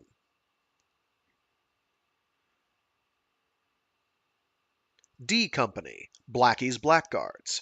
Captain Blackstone, Second Hat. First Platoon, First Lieutenant Bayonne. Second Platoon, Second Lieutenant Sukarno. Third Platoon, Second Lieutenant Ngam. First Platoon, First Lieutenant Silva, hospitalized. Second Platoon, Second Lieutenant Koroshen. Third Platoon, Second Lieutenant Graham. Oh, the first set of first, second, third is for C Company. There's a page break, so I didn't catch that. My bad. And the second set of first, second, third are for D Company. It's laid out in an actual chart format, but it's cut in half because of a page break. Sorry. I would have been under Lieutenant Silva, but he left for hospital the day I reported, ill with some sort of twitching offals. But this did not necessarily mean that I would get his platoon. A temporary third lieutenant is not considered an asset. Captain Blackstone could place me under Lieutenant Bayonne and put a sergeant in charge of his own first platoon, or even put on a third hat and take the platoon himself. In fact, he did both, and nevertheless assigned me as platoon leader of the first platoon of the Blackguards. He did this by borrowing the Wolverines' best buck sergeant to act as his battalion staffer, and then he placed his fleet sergeant as platoon sergeant of his first platoon, a job 2 grades below his chevrons. Then Captain Blackstone spelled it out for me in a head shrinking lecture. I would appear on the TO as platoon leader, but Blackie himself and the fleet sergeant would run the platoon. As long as I behaved myself, I could go through the motions. I would even be allowed to drop as platoon leader. But one word from my platoon sergeant to my company commander, and the jaws of the nutcracker would close. It suited me. It was my platoon as long as I could swing it, and if I couldn't, the sooner I was shoved aside, the better for everybody. Besides, it was a lot less nerve-wracking to get a platoon that way than by sudden catastrophe in battle.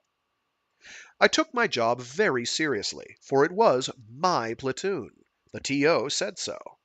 But I had not yet learned to delegate authority, and for about a week I was around troopers' country much more than is good for a team. Blackie called me into his stateroom. Son, what in Ned do you think you're doing? I answered stiffly that I was trying to get my platoon ready for action. So? Well, that's not what you're accomplishing. You are stirring them like a nest of wild bees. Why the deuce do you think I turned you over to the best sergeant in the fleet? If you will go to your stateroom, hang yourself on a hook, and stay there until prepare for action is sounded, he'll hand that platoon over to you tuned like a violin. As the captain pleases, sir, I agreed glumly. And that's another thing. I can't stand an officer who acts like a confounded cadet. Forget that silly third-person talk around me. Save it for generals and the skipper. Quit bracing your shoulders and clicking your heels.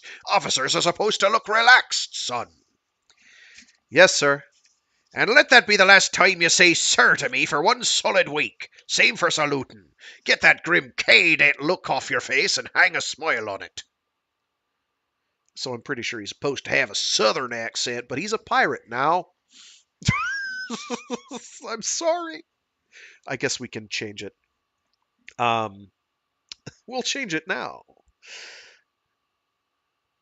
And let that be the last time you say sir to me for one solid week. Same for saluting. Get that grim K-date look off your face and hang a smile on it. Yes, sir. Okay. That's better. Lean against the bulkhead. Scratch yourself. Yawn. Anything but that tin soldier act. I tried, and grinned sheepishly as I discovered that breaking a habit is not easy. Leaning was harder work than standing at attention. Captain Blackstone studied me. Practice it, he said. An officer can't look scared or tense. It's contagious. Now tell me, Johnny, what your platoon needs. Never mind the piddling stuff. I'm not interested in whether a man has the regulation number of socks in his locker. I thought rapidly. Do you happen to know if Lieutenant Silva intended to put Brumby up for sergeant? I do happen to know. What's your opinion? Well, the record shows that he has been acting section leader the past 2 months. His efficiency marks are good. I ask for your recommendation, mister. Well, sorry. I've never seen him work on the ground, so I can't have a real opinion. Anybody can soldier in the drop room. But the way I see it, he's been acting sergeant too long to bust him back to chaser and promote a squad leader over him. He ought to get that third chevron before we drop, or he ought to be transferred when we get back. Sooner, if there's a chance for a space-side transfer. Blackie grunted. You're pretty generous in giving away my blackguards for a third lieutenant. I turned red. Just the same, it's a soft spot in my platoon. Brumby ought to be promoted or transferred. I don't want him back in his old job with someone promoted over his head. He'd likely turn sour, and I'd have an even worse soft spot. If he can't have another chevron, he ought to go repple-depple for cadre. Then he won't be humiliated, and he still gets a fair shake to make sergeant in another term, instead of a dead end here. Really? Blackie did not quite sneer. After that masterly analysis, apply your powers of deduction and tell me why Lieutenant Silva failed to transfer him 3 weeks ago when we arrived around Sanctuary. I had wondered about that. The time to transfer a man is the earliest possible instant after you decide to let him go, and without warning. It's better for the man and the team, so says the book. I said slowly, Was Lieutenant Silva already ill at that time, Captain? No. The pieces matched. Captain, I recommend Brumby for immediate promotion. His eyebrows shot up. A minute ago you were about to dump him as useless. Not quite. I said it had to be one or the other, but I didn't know which. Now I know. Continue. This assumes that Lieutenant Silva is an efficient officer. Humph. Mister, for your information, Quicksilver has an unbroken string of excellent recommended for promotion on his Form 31. But I knew that he was good, I plowed on, because I inherited a good platoon. A good officer might not promote a man for many reasons, and still not put his misgivings in writing. But in this case, if he could not recommend him for sergeant, then he wouldn't keep him with the team. So he would get him out of the ship at the first opportunity. But he didn't. Therefore I know that he intended to promote Brumby. I added, but I can't see why he didn't push it through 3 weeks ago so that Brumby could have worn his third chevron on R&R. Captain Blackstone grinned. That's because you don't credit me with being efficient. I beg pardon? Never mind. You've proved who killed Cock Robin, and I don't expect a still moist cadet to know all the tricks. But listen and learn, son. As long as this war goes on, I don't ever promote a man just before you return to base. Why not, Captain? You mentioned sending Brumby to replacement depot if he was not to be promoted. But that's just where he would have gone if we had promoted him 3 weeks ago. You don't know how hungry that non-com desk at Repple-Depple is. Paw through the dispatch file and you'll find a demand that we supply 2 sergeants for cadre. With a platoon sergeant being detached for OCS and a buck sergeant spot vacant, I was under compliment and able to refuse. He grinned savagely. It's a rough war, son, and your own people will steal your best men if you don't watch 'em. He took 2 sheets of paper out of a drawer. There. One was a letter from Silva to Captain Blackie, recommending Brumby for sergeant. It was dated over a month ago. The other was Brumby's warrant for sergeant, dated the day after we left Sanctuary. That suit you? He asked. Huh? Oh, yes, indeed. I've been waiting for you to spot the weak place in your team and tell me what had to be done. I'm pleased that you figured it out, but only middling pleased because an experienced officer would have analyzed it at once from the TO and the service records. Never mind, that's how you gain experience. Now here's what you do. Write me a letter like Silva's. Date it yesterday. Tell your platoon sergeant to tell Brumby that you have put him up for a 3rd stripe. And don't mention that Silva did so. You didn't know that when you made the recommendation, so we'll keep it that way. When I swear Brumby in, I'll let him know that both his officers recommended him independently, which will make him feel good. Okay, anything more? Not in organization, unless Lieutenant Silva planned to promote Nidy vice Brumby, in which case we could promote 1 PFC to Lance, and that would allow us to promote 4 privates to PFC, including 3 vacancies now existing. I don't know whether it's your policy to keep the TO filled up tight or not. Might as well, Blackie said gently, and as you and I know that some of those lads aren't going to have many days in which to enjoy it. Just remember that we don't make a man a PFC until after he has been in combat. Not in Blackie's blackguards, we don't. Figure it out with your platoon sergeant and let me know. No hurry, any time before bedtime tonight. Now, anything else? Well, Captain, I'm worried about the suits. So am I. All platoons. I don't know all the other platoons, but with 5 recruits to fit, plus 4 suits damaged and exchanged, and 2 more down-checked this past week and replaced from stores, well, I don't see how Kuna and Navarre can warm up that many and run routine tests on 41 others and get it all done by our calculated date. Even if no trouble develops. Trouble always develops.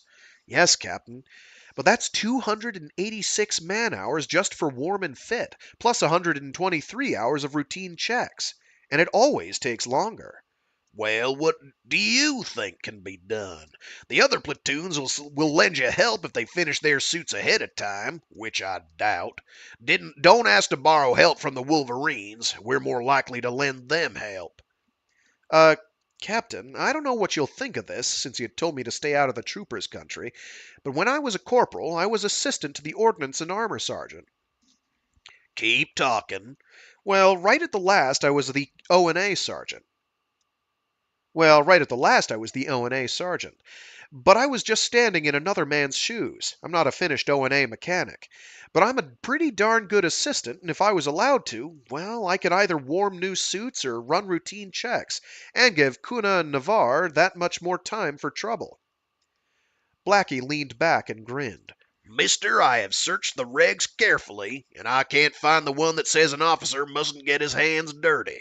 He added, I mention that because some young gentlemen who have been assigned to me apparently had read such a regulation. All right, draw some dungarees. No need to get your uniform dirty along with your hands. Go aft and find your platoon sergeant, tell him about Brumby, and order him to prepare recommendations to close the gaps in the TO in case I should decide to confirm your recommendation for Brumby. Then tell him that you are going to put all your time on ordnance and armor, and that you want him to handle everything else.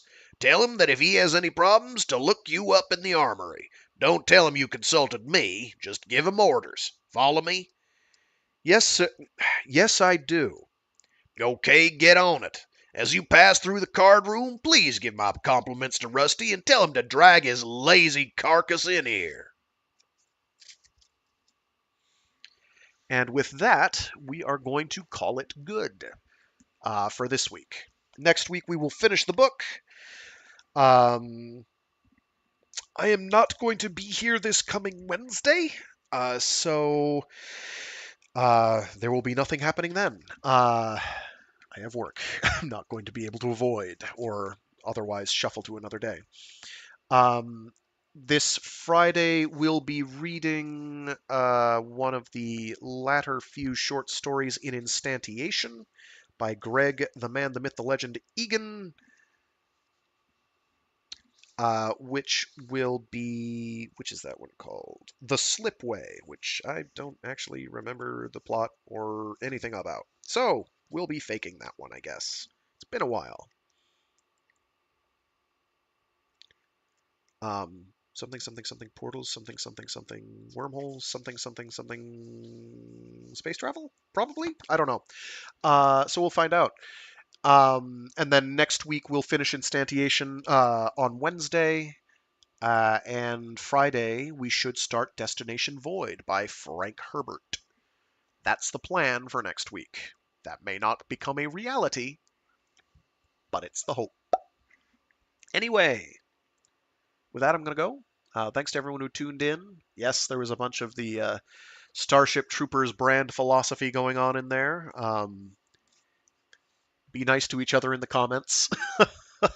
I've seen the odd argument get quite heated in the past, not in my comment sections, but elsewhere. And indeed participate at the odd time. Though I try to lurk more than open my mouth and say something stupid. But some interesting food for thought there, I suppose. Anyway, I'm going to go. Thanks again to anyone who tuned in. Sorry if there were any technical issues that I didn't see or notice. If they happened, I didn't catch them, which is probably a bad thing. If there were any problems, tell me. I'll try and fix it somehow, either by re-recording or what have you. Anyway, with that, stay safe, stay sane, and be decent to each other. See you again later. Bye.